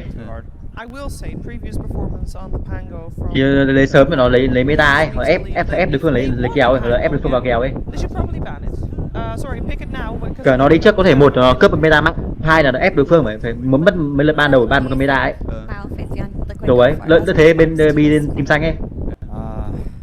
Nó ép đối phương mà phí là ban đi hoặc là nó pick một con meta mạnh ấy. Tranh chơi một con meta mạnh ấy. Đấy kiểu ấy. Và ép đối phương kiểu khó, ví dụ như kiểu nó pick mất con Nami chẳng hạn. Nó pick con Nami phát đối phương mà nó buộc phải một pick Lucian hoặc là hai ban Lucian đi. Ép đối phương của đấy mất một lần ban con Lucian đấy. Không lượt con Lucian đấy. Vì con Lucian phải có Nami đi mới khỏe, mà con Nami thì không nhất thiết phải đi với Lucian kiểu ấy. Hoặc là kiểu như kiểu nó lấy mất con Rakan đấy. Lấy con Rakan, trừ phương một là ban Saya, hai là phải lấy con Saya. Không pick con AD khác kiểu con Zari cái thứ ấy, pick con mạnh hơn đấy. Đấy kiểu đấy, kiểu đi team 1 thì thường nó chọn team 1 nó ép mấy kèo của đấy. Ép kèo đối phương ấy. Dota thì trông có không chơi kiểu khác, cơ chế công chơi kiểu khác chịu rồi. Không, nó cũng tương tự vậy. Nó cũng kiểu sau trận đấu là được chọn phe. Đấy, kiểu bọn thua chọn phe, thường bên LL bọn thua chọn phe, bọn thua là phép chọn phe. Now Gaimin are in a position where they could just ban the follow-up on the Ember teams, right? They could take out this boxing run. LL nó chọn phe là để tập trung vào cái việc ban pick rồi đúng không? Chọn phe tập trung ban pick rồi. Mà trong Dota thì đội trên đội dưới thì khác mạnh nhau. Ember win lanes. Chỉ có ấy. Bên LL mỗi cái làm chọn phe ấy là cho game ảnh hưởng cũng ăn rồng cả ăn Bazon giả được ấy, không too lớn ấy. Bên nào vào lợi hơn đấy, bên nào thì cửa quay bên nào ấy, cửa hàng quay bên nào bên lợi hơn thì kiểu ấy. Now that Mirana's taken out by GG, do you like something like a Rubik potentially for Liquid, or maybe even an Oracle? Maybe Bounty Hunter can counter Quattro a little bit at lane, and you can open vision for Ember. Yeah, I like that idea. Vision. Usually when you're playing against these backline heroes like Coddle, you need some form of jump. Ember can be the jump later on, especially when he gets BKB, but he needs a means to see it. And usually when RL nhá, ví dụ như kiểu nào mà chọn đội trên ấy, nào đó chọn đội trên ấy, thì thường ấy sẽ pick những cái team đánh nhau sớm được, thì nó tranh rồng ấy. Thường sẽ pick những team phải sớm ấy, nó tranh nhau rồng. Còn bọn nào mà kiểu pick của bọn team dưới ấy, thường nó ưu tiên pick những con ví dụ kiểu thằng đẩy lẻ tốt đấy, ăn giả đi snowball đấy. Kiểu ấy. Thường kiểu vậy, But also, if this Rubik is not addressed or taken by Liquid, then GG. I don't see why GG just wouldn't pick it up for Tofu. Or Celery even. They've both played it very well. Ngày xưa Dota nó chỉ cho cầm 5 con thôi, xong ngày càng tăng lên. Hero nhiều mà. LL bây giờ cần thêm được cấm đấy. LL bây giờ tôi đang kiến nghị thêm được cấm đấy. Công cũng chỉ cầm 5 con đấy. Đéo đủ ấy. Đúng là nhiều mẹ ông ba cũng 3-5 con đấy. Quê 3-5 con đấy, đéo đủ. These second phase Liquid bans all look targeted to me. Like they don't look like anything really regarding this draft other than these are just some of Gaimin's favorite heroes and then Underlord is like overpowered. But they do make sense, right? Because you don't want to play Enchantress for the dispel. Bọn Gaming còn thấy cái bài cô Tông cộng Bango mạnh thì sao cứ dùng không nhỉ? Mạnh nó mới first pick. Đúng là kiểu nhá, tôi nghĩ là kiểu nó kiểu mình có hai deflect được ấy. Từ bên lâu rồi chúng nó sẽ pick mấy con kiểu có thể gọi là đi flex đấy. Như kiểu ví dụ ở bên LL là hay pick mấy con như kiểu còn mấy con kiểu chắc chắn là đi đường đấy nó nhiệm vụ nó không sợ thua đường ấy, như kiểu con Ari. Một xếp con Ari đi lên nếu giờ sẽ kiểu nó thua đường hay không có tác dụng ấy, nó thua được nó tiền CC được mà. Còn đâu ví dụ còn đâu hoặc là nó sẽ pick mấy con như kiểu con Gragas này, có đi được 3 lane, 4 lane luôn đấy. Con Gragas đi được 4 lane. Đi mid được, top được, dừng được, support được. Pick ở dấu bài sau ấy. Phân lộ bài trước ấy. Thường bên LL là hay kiểu đấy, pick Gragas này, Poppy này. Mấy con nhìn nhiều lên đấy. Thường sẽ pick đầu, pick con nhiều lên đấy. I also think the Rubik might still need to be taken by Liquid, but it doesn't look that scary anymore because GG have already secured what looks like their support duo, even though Coddle can be flexed. Kìa ban Berserker kìa. Berserker phép. Or Grimstroke. I feel like a ranged hero would be pretty nice with these two melee heroes. The Techies is, I mean, they have not picked Grimstroke, so I'd say that's like a pretty big long shot. It's just good for this game. But the techies, like Boxy has been playing this a lot lately. I think maybe they can pick Oracle plus Techie. Okay. Techie Oracle Oracle is still in the pool. Techie. But that's not necessarily something that provides vision. Then you can look to provide it from your carry potentially later. Đi xa cái tuyến tủ còn gì nữa, cầm Ember kìa, cái tuyến tủ còn gì nữa. It's gotta be Monkey King. Cầm đi xa tuyến tủ kìa, cầm Ember kìa. I want to say Oracle plus some melee post 4, but now it's Techie. I don't think Oracle is good. So now that they have this Doom, Faith Yan, that you've talked about a lot yesterday, you talked about how teams have to slow down heroes like this that outfarm them. When you look at GG's draft, do you think this is enough tempo to shut down the Doom?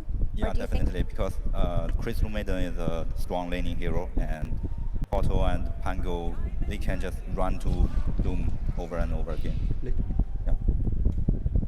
The Lich comes out.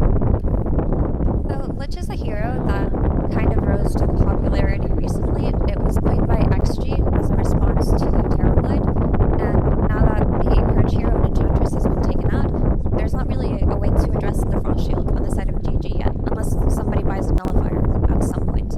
But this means that they're preparing themselves for whatever carry pick is going to come out of Duraccio. They have a way to reduce physical damage, and they have a way to buff up their Doom and let him go in. So something that would pierce through the Lich armor. Where versus right through. Not a good hero though. No, we've seen it tried out a little bit, but it's not had a lot of success. It's answered. CM kìa, toàn con này kiểu đổi giải. Đưa một phát CM không biết đâu chạy của khác. Well, his Terrorblade is banned, the Slark is banned. Em cây kìa. Monkey King comes out though. I like this Monkey King a lot. Em cây pop 1 à? Theo game chắc em cây pop 1. Mà đúng là CM một phát không bị nước chạy của khác, không thích luôn kìa.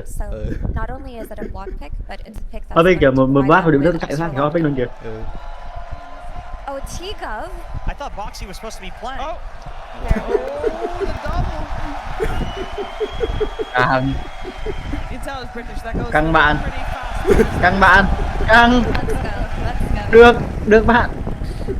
So it's going to provide them Được bạn. extra lockdown that will help them catch heroes. Gáy rồi, bắt đầu gáy rồi. Được bạn. What do you think of this Monkey King pick? Được bạn. Monkey King? Yeah. Gáy cắt đấy. It's a good pick.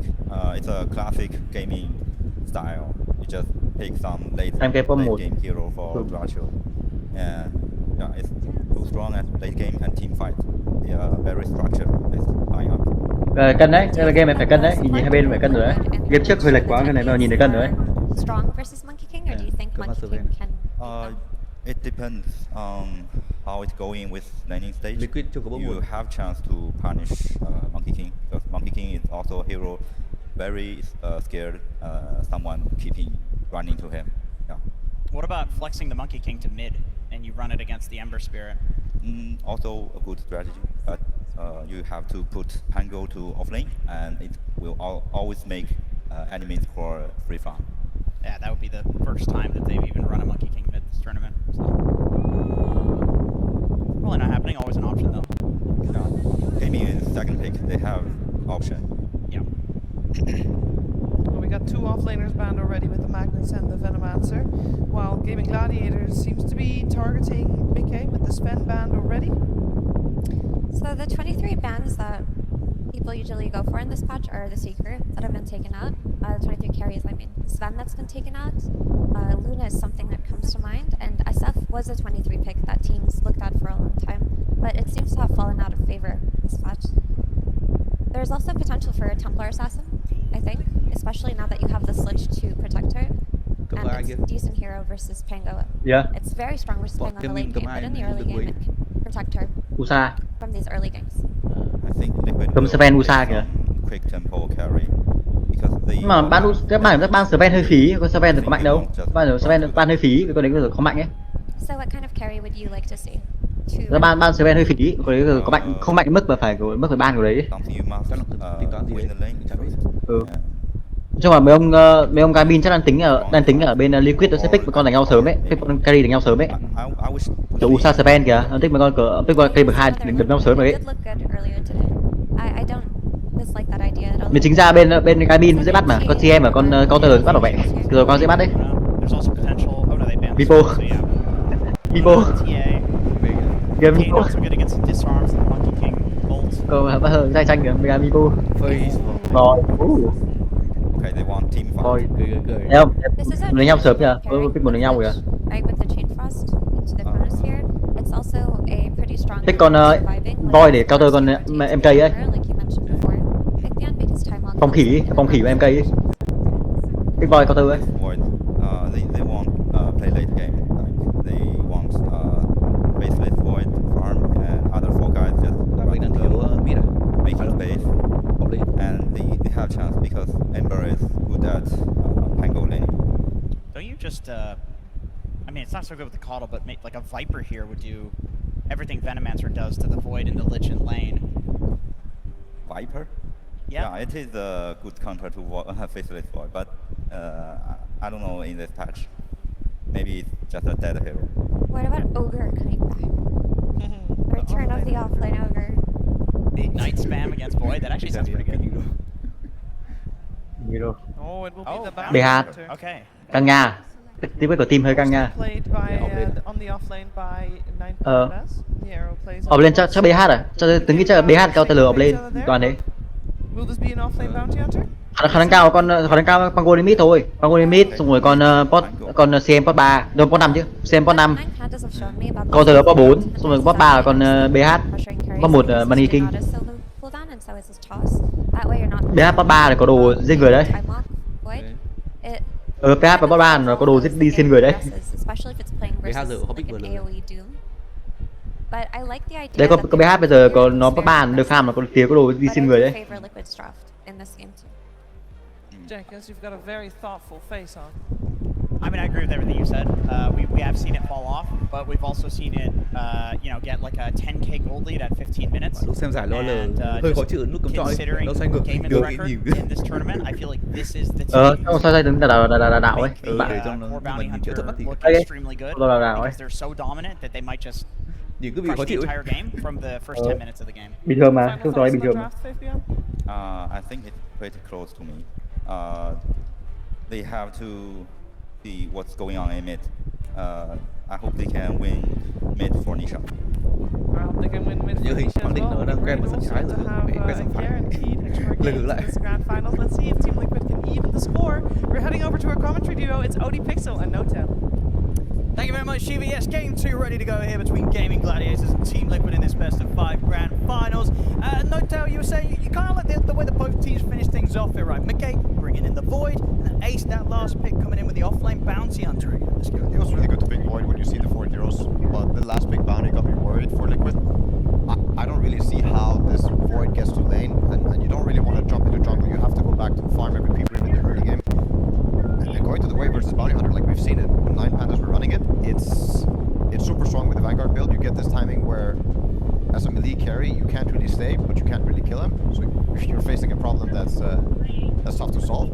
I've never seen Ace play this bounty hunter. I don't know if ever, but now we have it in the tournament. Flexing that he can play, many heroes. I think it was a genius pick. And yeah, like they're talking on the panel, I think all the lanes are really important.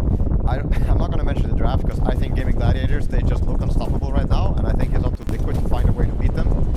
Play, draft, whatever you need to challenge it.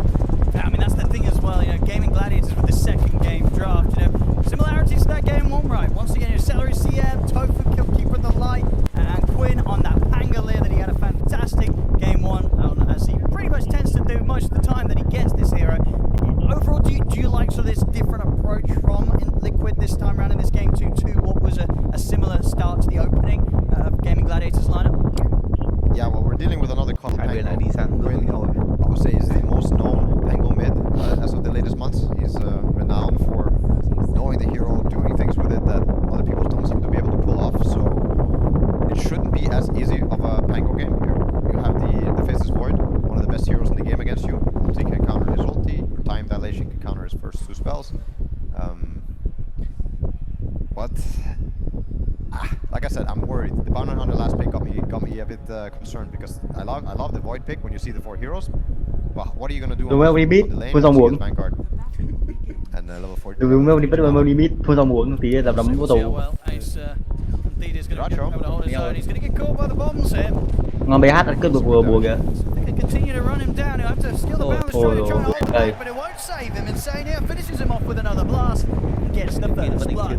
These things will definitely help you. These are the things that I think Liquid have to do to. thì hai team đều đánh nhau sớm khỏe mà, nên là công vào gì nhau thôi. Get some vision out that they won't get. You're kind of set the pace. Đánh nhau. Insane here showing up top with half mana pool, less than half, and no mangoes. I think I don't know if that's gonna make Void a bit more worried, but I'm a bit more worried for the top lane already. But the bottom lane should be better as a result. Yeah, without a doubt, with this sort of melee matchup, we're going to see at the end, Ace is going to have quite the amount of money racked up, and he'll be able to take. Rồi deny kìa, chạy trụ deny kìa, càng. I see. Từ tủ khác tự tin vào được, vào Nisa từ tủ khác tự tin vào được. BH tham kìa, BH có 3 kìa. I think he's the best Tekis player of the BH có 3 rồi tournament. kìa. The most success, really knows how to push things to the limit. For some reason, he seems like the hardest Tekis to kill, where he uses taser and suicide and positions himself on the map. He has a really good understanding. I wonder if other Texas players are starting to copy him more so. Oxy. He's fine. Cái hôm mà có thằng chơi AM đi mid đi. Thằng đi xem đi top 1. Kịp đấy. Họ để quên đi support rồi.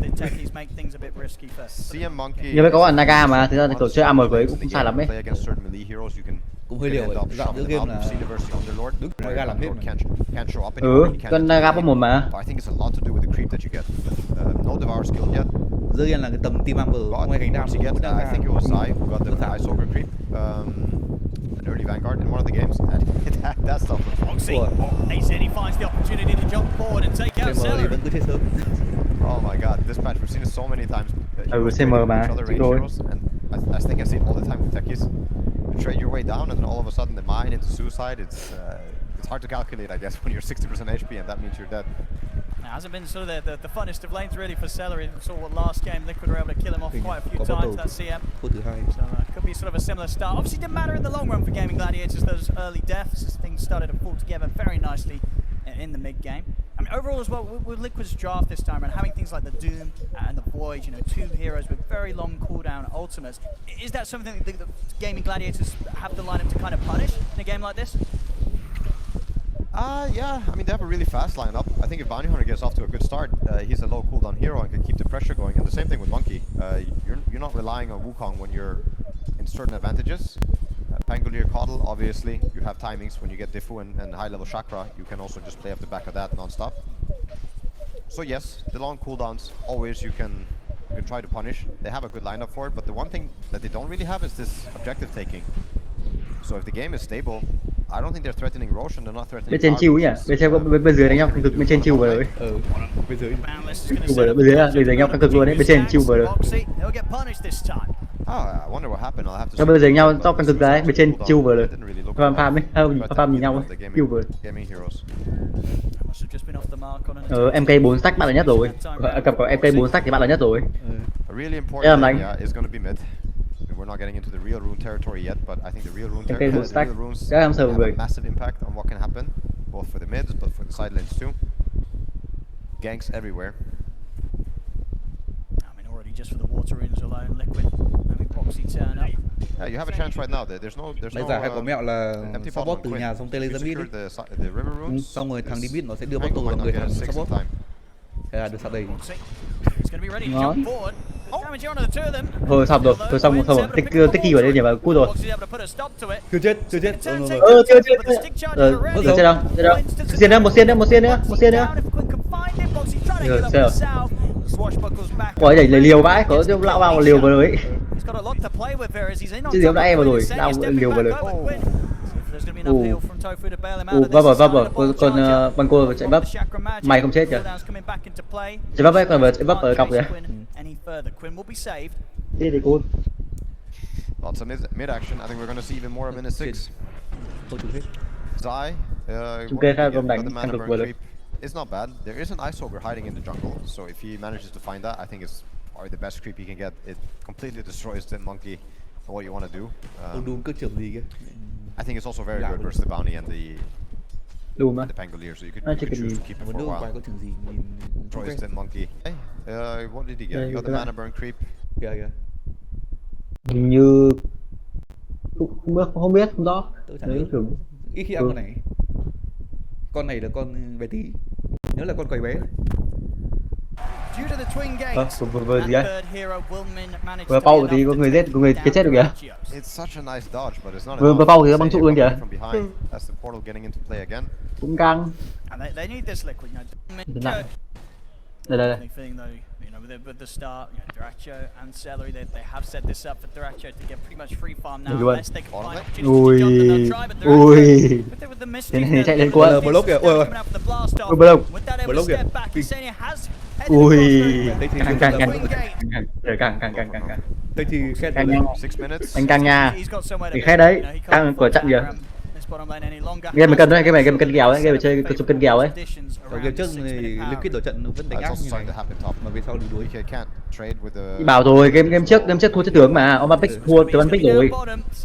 Nhưng chết thua bắn pick rồi. Game này mà căng này, game này. Là đi này luôn kìa. And Invis Rune is out of the game. Game mới hay. One of the ID9 rune. less important Down bottom, Celery, trade with the bounty hunter. There's no point hitting back. Ủa, đây. It's gonna be down bottom. Celery is able to get Mất it tới and ID9. deny it. Nisha not able to get the Tôi không đọc được, refuel chữ M. pick up. And Invis Rune, the bounty hunter. There's no point hitting back. So it's gonna be Nhìn chữ bên down. trái, chữ hiện lên bên trái. Đi này, của CM. Is at 2.2, and I think if we Đi này keep luôn an à? eye on this level 3 Janata now. Đi này. Kinh vậy. Đi này luôn không cho đối phương ăn. Đi này không cho ăn. Quả đấy Ember nó bay săn đút rồi mà. Like you're gonna either need a gank from your mid laner, or you're gonna have to hit jungle creeps. But it feels really. Game này cân bởi vì chất tướng hai bên nó cân đấy, game chất tướng hai bên cân đấy. And I guess you're sort of coming in. Game trước là thua chất tướng rồi, đánh lết của gì Benjamin ăn thôi. Mà game này mà căng này, game này của chất tướng hai bên ngang nhau ấy. Tính ra con voi là counter con MK mà. Con MK đứng phòng khỉ, cho đứng trong phòng khỉ vẫn khỏe, mà con voi vào úp lồng ấy. Còn chỉ vào úp lồng trong phòng khỉ đấm dã MK luôn đấy. MK giấy mà. Cái bảo game này căng mà, game chất tướng căng ấy, game này chất tướng căng ấy. Chạy đi bạn, chết bây giờ. Kìa, CM. Cứ xem cho gì đây? Bết mà tính sai đam ấy. Xem cho gì đấy? Có ra phải chạy chứ. Thôi. Biết sai có xem cái bết mà bết sai sao ấy, không tính đam sao ấy. Có phải chạy cơ, quay đầu chạy luôn, chứ vậy ông không chạy ra đã chết rồi. Không phải chạy, không chạy ra đã chết. He's been doing it in all these other games, like right place, right time. I wonder what Xem của đánh sai nha, xem lấy đánh sai. Tool set that you've had on Underlord or Magnet. Đấy còn xem có đầu chạy cơ, đừng I think with Bounty Hunter you have to be there preemptively because you also have to tank the spells. Because if you're not tanking the spells, I don't know what you're doing. Yeah. Who else on the team is going to feel good doing so? I mean, maybe Quinn, if he's able to get in and get a good multi-man. Yeah, Penko can do it, but if they go on Quinn first, he shows up. The only thing that can happen is maybe you get to run them down afterwards. Bottom. Let's see if they can go for Duracho again. Jump forward, Mickey closing the gap as well. Again, good dodge here with the mischief. The Chrono's there, Mickey's hit the 6, and Duracho's gone before anything can be done. Ăn nhá, đã liên tục kìa, không cho con cây farm luôn kìa. Không cho farm mà bị săn cái này đúng cái hôm trước tới chơi ấy. Đi bạn ghét đấy, đi săn nó không cho farm luôn đấy. Săn nó không tỉnh mà farm luôn đấy. Chết mà. Farm kinh. Ui. Đổi mạng. Mà cút rồi. Đổi không? Đổi được 2 mạng ngon rồi, hay. Đổi 2 mạng hay rồi. 4 người quay mà đổi 2 mạng hay rồi. Vanga trước kìa. BS hay của rồi hay rồi, 4 người quay nó đổi 2 mạng hay rồi.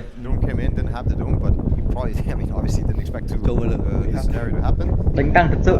Từ cái ông đánh căng thực sự.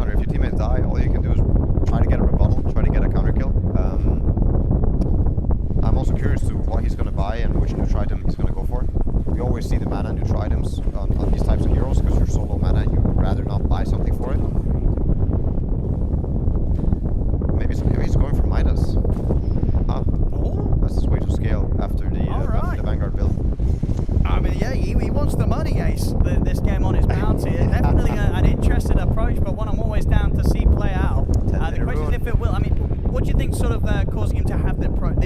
approach this game, going for the greed, going for the farm? I think it's a very smart approach. It's also something that Seb used to do a lot on certain heroes. When you're winning the early game, but you have a really hard time. Oh, Tofu. Nice dodge here at the mine. Boxy still able to remember the blast off. Quinn's going to attempt to help out. He's in with the rolling thunder, but it's put to his top by Insania with the pullback. They've got the chains as well. Quinn, he's falling low, finally able to get the ult up, and another sleight of fist.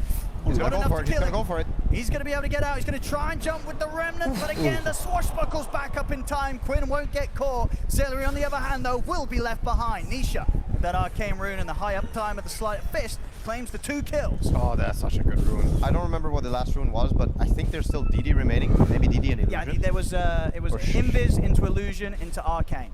Okay, so we got the DD and the Shield coming up, which are both really, really good. Chứ mọi người bị 1-8, đầu em thua nhiều quá. Chỉ có con em thấy bị thua nhiều quá. Chết bị dùng mấy lần liền mà, chết tục 3-4 lần liền, không được farm. Hay quá. Em cây kìa, em cây còn tụt tiếng dưới kìa, hơn con support được một tí. Nghèo quá, em cây để thọt rồi, em cây để thọt nhiều quá rồi.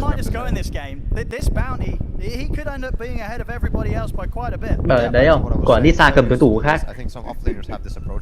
Nhóm Lisa cầm cái tủ khác, các bọn hẳn. Gần Ember cả khác.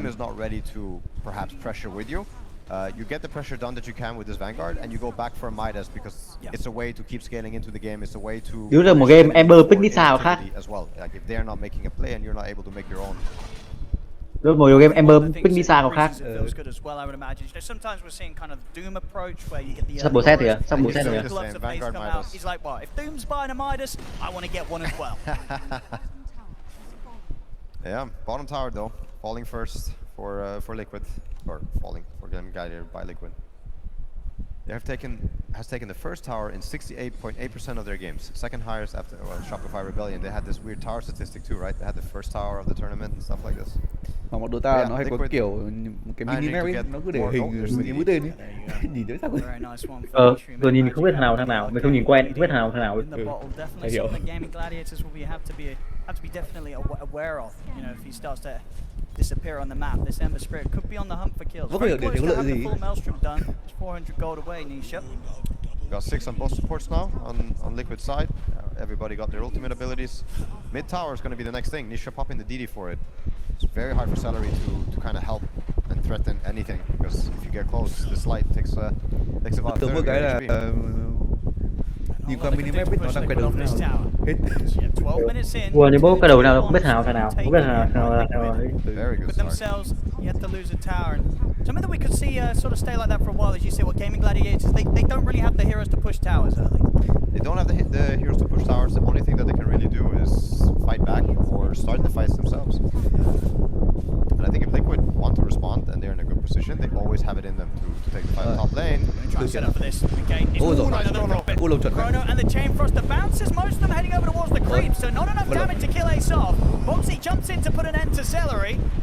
See if Boxy's going to get turned upon. Quinn, he's going to look to go straight for the Lich instead. Nisha heads in from the back lines, takes out Tofu with a sleight of fist. Ace, he just pushes on, sets up with a track, takes out Insania. Quinn, swashbuckle on towards Nisha. And Mickey, Nisha, they're still fighting strong. They'll turn towards Quinn. Quinn with a fair bit of damage reduction thanks to the shield crash that he was able to get off. Boundless from Duracho, he's turned up with the fight. Mickey's able to get a big time walk off, gets pretty much half his HP back up. Oh, such a big time dilation. It could have been so bad. Quinn getting the different timing there, and you see one swashbuckle removing half of Void's mana. Đây cái sâu của mày ra nhìn chung rồi, cái quả trước đây 4 năm quay mà nó đổi được 2 mạng đây.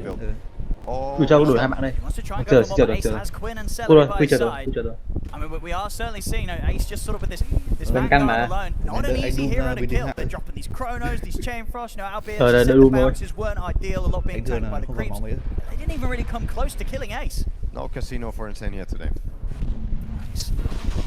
But you see the skill build on the Void. I think it's very smart. I don't think it's the go-to. People can choose to skill this hero differently, but this is definitely the fighting build. The one that, the enemies are going on us, or I need to join the fights, I need to be there. This is how you help the most. Level 4 time dilation. You can see it in that fight, both for the bounty and for the Pangolier. There we go, they want to fight Liquid. They've got the Doom ready to play around. See if Psychic close in. They won't need to drop an ult for this one. They just close in onto Tofu. Can't help. She picks it up. Top lane. Now with the Maelstrom. Tofu was able to pick up the mech, get a complete all the way up. Again, he's doing great with the dodges as well, some damage, but he's still very, very dead. Oh, Boxy's so good with the taser. The way he pulls it off, he stands on top of the mine. I think he tries to bait the right click on him to protect the proximity mine. And once you hit him once, on purpose or not, then you're disarmed for, how long is it, level 1? 2.4 seconds, which just allows the proximities to keep going off. Ace... I mean, again, you know, Ace feels pretty invincible. You know, he's more than happy to poke at Liquid wherever he gets the opportunity. He knows it's going to take a lot from Liquid if they want to try and... Here's the coddle. No more mana. If they can chase. He's got enough full Omega, he's got enough for one more Time Warp. Just enough. Duelist Glove. Is that a new Faces Void item? Yeah, but it's a nice bit of damage, right? And if you start, you know, you get a chrono, you catch some heroes, you get an extra bit of attack speed. Không lên MMR kìa. Yeah. Để nhau luôn à? Not bad. Lên hai Red Band kìa, không lên MMR luôn I kìa. really like seeing like the progression of some of these neutral items. I really like when I see the shovel. Oh, Tofu. Bộ set luôn kìa, đấy không? Hai Red Band bộ set kìa, không lên MMR luôn kìa. Ôi, để bao vào đâu đấy? Cho Taylor đi rồi. Đốt Taylor đốt gì rồi? Tôi phục rồi. Đã sẽ cuốn rồi, không chạy đâu. Vừa không chạy rồi. Chờ, sao rồi? Đớt, chúng ta. Game này bọn Liquid thắng đậm quá, đầu em thắng đậm quá, chứ có lật đấy. Nếu có carry mà có voi mà, chứ không lật vậy. Voi với Doom nữa. Thì có em cây nhảy vào vòng khỉ, không ăn Doom chứ có ăn cái lồng mới xem, ăn Chrono ấy. Còn Doom ăn Chrono, kiểu đấy cũng có bù. Kìa Battle Free kìa. Cái Battle Free kìa, nó đang farm kìa. Em cái Battle Free kìa, nó lên cái mảnh con Nutria rồi kìa, lên Battle Free đấy. Bình thường Monkey nó farm lên boost do nó cái chất lượng nói đánh được boost. As soon as he sees Quinn step right underneath him, he's immediately out with the ultimate. Yeah, I think it's hard for Ace to do what he's been doing on these other heroes. Bounty isn't this type of hero. You need to be snowballing, you need to make more use of the Vanguard, you need to kind of, yeah, get the Bounty Hunter gameplay going, but they didn't. And now, I think it's a tall mountain to climb for Gladiators. It's going to be down to this Monkey King to do heavy lifting together with Quinn. Mà Liên Minh con là danh cao thì giữa game nó có cái kiểu mà phải cố gắng farm creep 6 con. Nó sự danh cao tổng giữa game theo kiểu mà cố gắng farm đủ 6 lính build. Không, thực ra nó kiểu con Lancer chỉ nó khỏe đến giữa game thôi, nên nó làm nào giữa game phải win rồi ấy, giữa game phải win rồi ấy, không thì kéo lết là thua mà. Nó sẽ không phải có khỏe lên game, con đấy chỉ là tầm giữa game thôi. Bởi vì lết nói chung là con đấy nhá, lết sẽ là kiểu là lết là dạng nó tù quá ấy, dễ thả diều chết ấy. Và một mình nó đam nó đâm mục tiêu nữa, vấn đề muôn thuở đam nó đâm mục tiêu, lết không đủ đam nó gánh đâu. Game này thua nặng quá, game này ông Gabi thua nặng quá. Mua đam ấy thấy không? Còn thứ đam vừa rồi nên thua nặng quá, em cây vào, bây giờ em cây vào rồi. Đây ông đánh không mua đam kìa, em cây đánh không mua đam kìa. Em cây đánh mua đồ đánh không mua đam luôn kìa. Chạy chứ còn gì nữa. Em cây rồi mới tập free đánh ai. Cứ phải định đi xa kiểu bơ.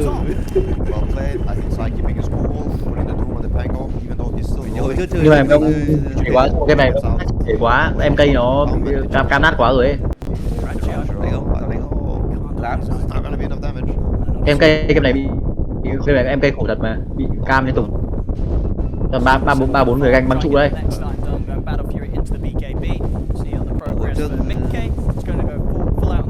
Chưa cùng là master đây, mẹ cái giữa game vừa không dính quy để farm 6 lính lâu rồi. Con Lancer nhưng mà không phải con đấy không phải con để đánh lết mà, con đây là con để đánh con là con đánh giữa game thôi, mid game phải win rồi ấy. Con đấy là làm nào snowball mid game phải win rồi ấy. Để lết hay vì đẩy nhanh tôi tính đi. Đẩy nhanh, nó đẩy nhanh, phải là đẩy nhanh đường, nó đẩy nhanh để trụ ấy, đẩy nhanh lấy trụ ấy, để nhà luôn đấy. Lên còn thăm lính nữa lên để nhà anh. 23 giây một cái quy để sẽ có con nhìn mất thời gian cả thứ. Thì sẽ chắc. So if you get the lynch ulti on the one guy that's out there soaking up the attention, đi là bằng sơ. He's ready with the new tech, ready to try and solo the old Tormentor. Nó mà không kịp là phản đám trên ngược ấy. Dạ. À đâu, bị chia đam. Take notes, guys. Là tích chi được một mình solo một Tormentor.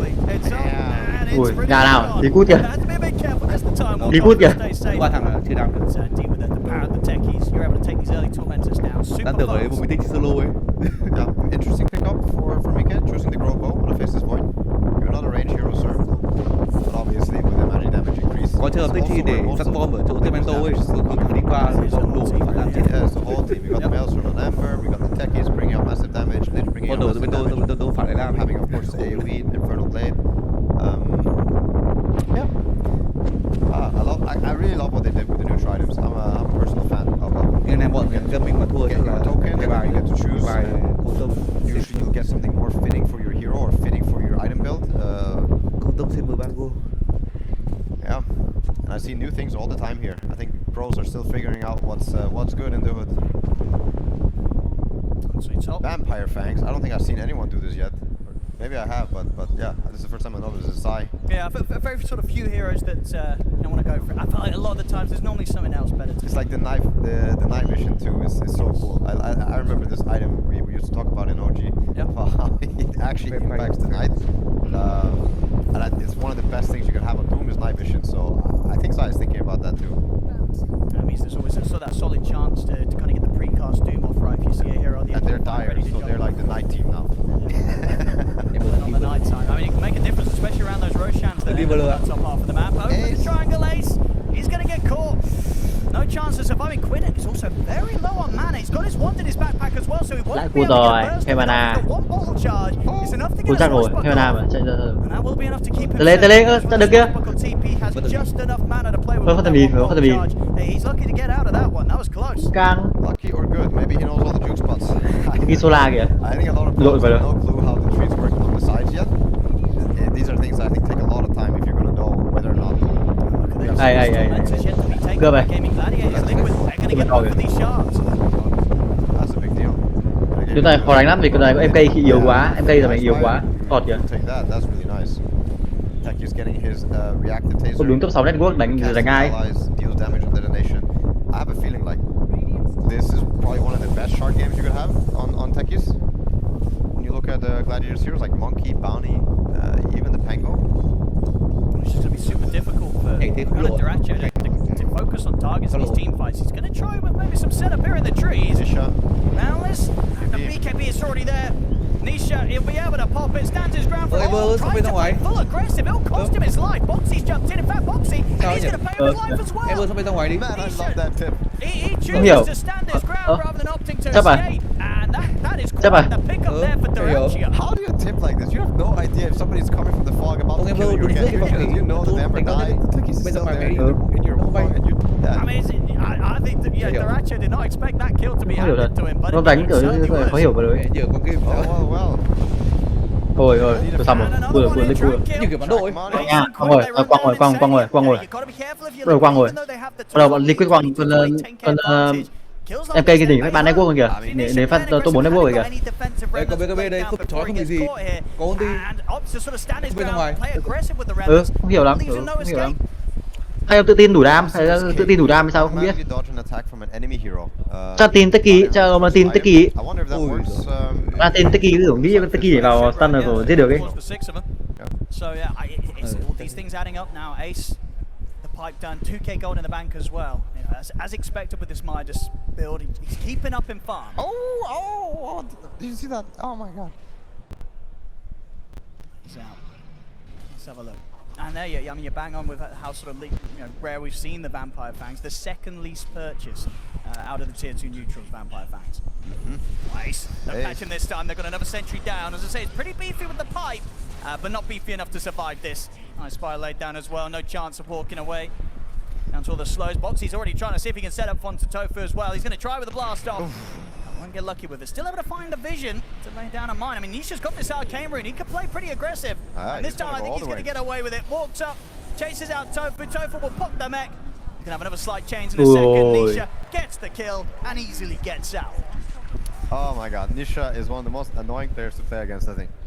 If you're playing the support and this guy just spends an arcane rune and chases you into the base, can't help but feel that it's a little bit personal. Are we able to get back on with the push now? Liquid, a tier 2 tower in the bottom lane, not going to be held on to by Gaming Gladiators.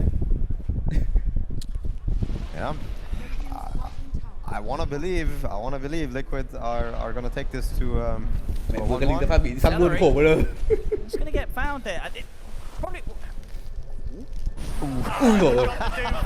That's personal. You ain't getting away, bro. Celery will be able to spend up his money. He had a lot. I mean, rare situation for 25 minutes in Celery. He's walking around with 3,000 gold cash in his pocket. Did buy up the Solar Crest before he goes down. Yeah. What are we looking at on the Monkey King? He's going for the Echo Saber into Basher. It's going to help threaten the Void. It's going to help threaten the Ember once you get there. I think you're going to have a massive damage issue coming up, but mid lane. I'll drop the ults here for Ace. They don't want to allow this bounty to keep on farming. He'll survive the Chronosphere, but he won't survive the follow-up. Duracho's here to watch from the trees. See if he wants to fight around his BKB and Wukong. It's Liquid, they're aware that Gaming Gladiators may still try and set something up in return with the fact that Liquid's already dropped the Chrono and the Chain Frost, so they'll back off in the tier 2 for now. They have the Aghanims in the Pango, and if they play with the Chakra from Coddle, I do think that they still have a lot in them. If the Lich Armor isn't there and they manage to get the right stun on, let's say, Mike or Ember, I do think they can blow them up. But yeah, we're getting to the critical point where I think heroes start getting really hard to burst, really hard to kill. Mid lane, couldn't do it. They're going to try for Quinn. Fired down as well as the pullback with the Sinister Gaze. It's not enough. Nisha still got a couple of remnants to play with, but he won't jump forward. Doesn't want to go in blindly, and Liquid, they're happily split up and continuing to pick up the farm side.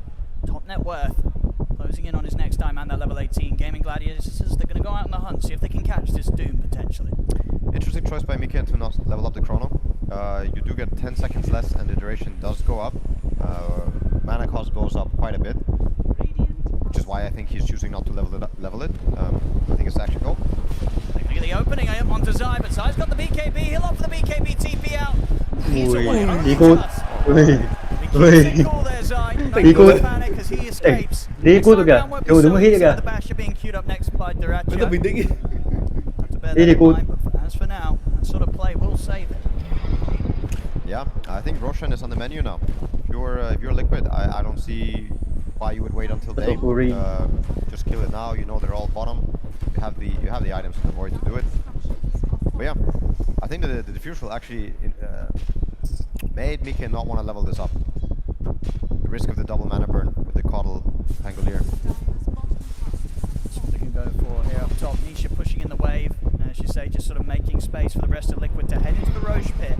Giàu phết nhỉ? Con cao TR giàu phết này. Leaves it rather awkward for Gaming Gladiators to be able to navigate the map over towards this spot. Even if they did so, you know, Zai, he's ready with the Doom. If a fight ends up kicking off in 20 seconds, Mickey, he'll have the Chronosphere. So still at a point where Gaming Gladiators, they pretty much want to hit the creeps and just try their best to catch up in farm on their cause. Taking a fight, it's not going to be any easier. Double Wisdom Rune getting picked up. I guess Liquid feeling generous. Who did they give it to? They gave it to the Void. I was actually going to say, I would be very surprised if they didn't give it to the Ember, but they gave it to the Faceless Void. Nisha almost finishing Ags. He is going to be very hard to kill. And the Void could be running the risk, and it's also the most important kill for them. I think this Chrono is kind of the last nail in the coffin. They can choose to just Chrono the roll, and I don't see Gladiators having enough firepower anymore to take the fight. I don't think it has to be anything special. Ooh, nào. Em gây gì rồi. Heavily on the hunt, does not have any fear in him with this Aegis in his pocket, ready to jump forward. For questions as well, sort of how much of a difference Ace's pickups will make. He has got the Crimson on top of the pipe, so at least a couple of things to protect people that get caught in the He's going to try and start things on to Zai, will force out the BKBs. Zai steps back, that's the Rolling Thunder and the Wukong arm put to waste. That's a bit awkward, no? I think the cooldowns are too long to spend for just one BKB on the Doom. Không có phong khỉ này đang ngay nữa. Đúng rồi, chả bắt gì mới phải phong khỉ. Không biết hút. I don't think the tower defense is realistic. I'm really worried for Gladiators if they choose to go for this. Any moment Nisha can just decide. Nhớ khỉ là có bát mạnh, có phong khỉ cơ, công ty. Có bát mạnh, chứ không một kiểu bình thường nó thì cũng chẳng phải lắm ấy. Thì bình thường nó chỉ bắt đơn mục tiêu ấy, bắt đơn mục tiêu thì phải rồi, có cái nội tại, cái 4 điểm ấy. bắt đầu mục tiêu thì mạnh, nhưng mà solo ấy, kiểu solo bắt đầu mục tiêu mạnh, nhưng mà kiểu để combat thì phải có R cơ. Anything they see, any sort of setup, and Nisha, he'll have the speed to close in and follow up. Combat không có người vào được. Such a hard kill for them to try and get boundless strikers on the outside. He's able to turn the doom off onto the Dragon. He's got to try and help him out. He jumps forward, and they will manage to turn inside. Banished up, Insanius able to steal. Frostbite's going to get laid down. The chain force is on side. He's got the BKB back. Nào chết bây giờ đây. Thôi xong. Doom cứ chết, Doom không vào luôn. Thôi xong. Thôi xong. Gì. Lăn rồi gì rồi. Đi đâu? Ôi xong rồi. Nát rồi đấy. Gami mới nát rồi. Ui. Giết được kìa. Có chạy rồi đấy. Có chạy. Đuổi bạn không? Đuổi bạn có lick. Đuổi bạn lick chết được. Không đổi được. Càng Nga. Cái CDI game này đánh càng Nga. Just so much that it took there from Gaming Đó là Gladiators. phong khỉ. Bản thân con khỉ nó không có khả năng giữ chân đi. All three of their cores taken down in that effort to kill off one Doom. Đội rồi, trường đội rồi, trường đội rồi, một con xem thử đi, trường đội rồi. MK nó không có BKB, nó còn nó sen chết mà, không phải anh sen chết mà, làm gì đâu. Đâu MK hết Doom đấy, mà bấm cái gì lên nữa ấy. Hết Doom mà không có BKB đây. Respectable, you know. If you don't do this, I think you're just accepting a slow loss. So commended. They're trying to do what they can, but still this lead from Liquid continues to grow massively. 30-9. Same here with the play. The map is starting to close in more and more. Mika is still level 20, level 1 chrono. I wonder when is going to be enough. He's got Scotty, so he should feel better about the mana. Được luôn, nó khỏe mà, nó phải có exit chứ, sợ gì. Lần cái chắc sợ gì đâu, có exit chứ. Ui. Nó giữ chrono à? Ôi, hay rồi. Đây là cua rồi. Ôi, đây còn gì nữa? Áp đảo rồi. Áp đảo rồi, nhưng mà áp đảo quá. Nào, làm gì đây? Nhìn đâu đéo đủ đam đấy. Đủ đam. Ôi xong, em mất rồi. Ôi xong rồi. Gì đánh nữa, em mất rồi. Thích chưa. Ôi xong rồi, chịu rồi, game này chịu rồi. Game có MK tích yếu quá. Tích MK mà đánh yếu quá. Yeah, I'm starting to believe. I am starting to believe. Cái MK bị chặt cây chưa? Cái MK bị chặt cây gì rơi dưới stun đấy. He's 3k HP hero. I have a feeling they để xem có chịu lại không? Để có MK stun mà. MK bị stun một lúc mà. I'll be talking about bursting this void, maybe bursting the ember. Somehow finding the chain stun. You literally need everything plus a little magic, I think. But yeah, I don't really see any other way. Top lane. Ôi rồi. See if they can get Quinn. Rolling Thunder still on cooldown. Quinn. Không luôn. He's not got many options. He's got the swashbuckle. Khả năng giữ chân nó khó. Thôi, voi chạy rồi, voi đến, voi chạy rồi. He does. He knows exactly where Quinn's gonna be. Gets on top of him. He's ready to run it down the score direction. Chạy kìa. Ra giết đâu? Ôi, phải chết. Finishes off Quinn, and he's maybe ready to go for more. Side of fist onto the three of them. Ace pops the crimson, keeps them safe. And Mickey's still ready to go. So he wants to drop it here for Seller. He knows that he's in the trees. Căng rồi. They want to try and punish this guy. Liquid. Derecho setting up with a vision from the trees. Cái min đã căng. Eyes on Mickey. Now let's strike to start things. Bruno. Ra qua Bruno. 4 đứa, ui, mình 4. Ôi, khỉ đi, cua rồi, hết rồi. Thì em đi đâu rồi? Ui, đi hủy diệt. Hết rồi, GG rồi, đánh luôn, GG rồi. Nhau em cây không đủ đam, em cây yếu quá, đủ đam. Vấn đề MK lấy cái vòng ra mới chạy mẹ hết đi. Đội không theo được, em cây là một mình nhảy ở một góc ấy, đội không theo được. Có con voi cũng kinh, có con voi chơi cũng hay, ô phải 3 thằng. Voi rồi cũng hay, Pro 3 thằng bắt được 1 thằng. Voi của tôi cũng hay rồi. These fights, it's just been too much for them. Gaming Gladiators, they tried to sort of go down the farm route with this Midas bounty hunter on Ace. This game has just not worked out. They haven't managed to sort of piece together the items that they need to hold back Liquid. Duracho getting constantly bullied. Liquid around these ultimates, around Zion is doing on his side 8-1 and 16. It's just been too much. I mean, that bottom duo, the two of them, Eye and Boxy. Đồng đội, thế mà phải cầm đội đấy, cầm đội có xe nhiều ấy. Thứ hai là vòng này sẽ có I can't help but go back to đội còn có xe nhiều kìa, đội toàn có xe nhiều kìa. Mà game này triển khai không đúng, không ai tổ kê con em cây đến cái đúng lúc ấy. Thôi để bên kia bắt chết em cây đầu game yếu quá. Thua nhiều tiền có gì không? Bây giờ em cây 17k tiền đánh ai? Bên kia toàn gần 26k tiền rồi, bây giờ 17k tiền đánh ai? Thua 10k tiền thì kia đánh ai được? Không có đồ, em cây tầm này chưa không có đồ đánh ấy. Tôi thấy con đấy kiểu con đấy kiểu con này kiểu để bắt lẻ snowboard đấy. Con đấy là kiểu con mà để snowboard đấy. Chứ không hẳn là con cây đi mạnh lắm ấy. Tăng ngang kèo chỉ cần có chuyện đánh đó là thằng nào cũng chạy ra khỏi lồng. Múa kìa, con đi sang một múa kìa. Ôi xong rồi, giống khỉ cút đấy, đây giống khỉ cút vào lưới. Rõ giấy ra. Vào. Phong khí, đất. Thôi, bước vào Chrono. Ôi, bước vào Chrono. Không, đâu hấp rồi, đâu rồi. Ôi, cướp vào Chrono chịu rồi, ông chạy vào Chrono chịu rồi. Gì đúng ai rồi mà, đúng ai rồi không sao rồi. Giờ Liquid chơi được, cái Liquid chỉ khai được, phải tốt. Very nice to see. Cứ về đi sạc của em bơ. As in, I want the best of 5. I'm of course just interested in a good Dota, and I'm really happy that we're seeing good Dota right now.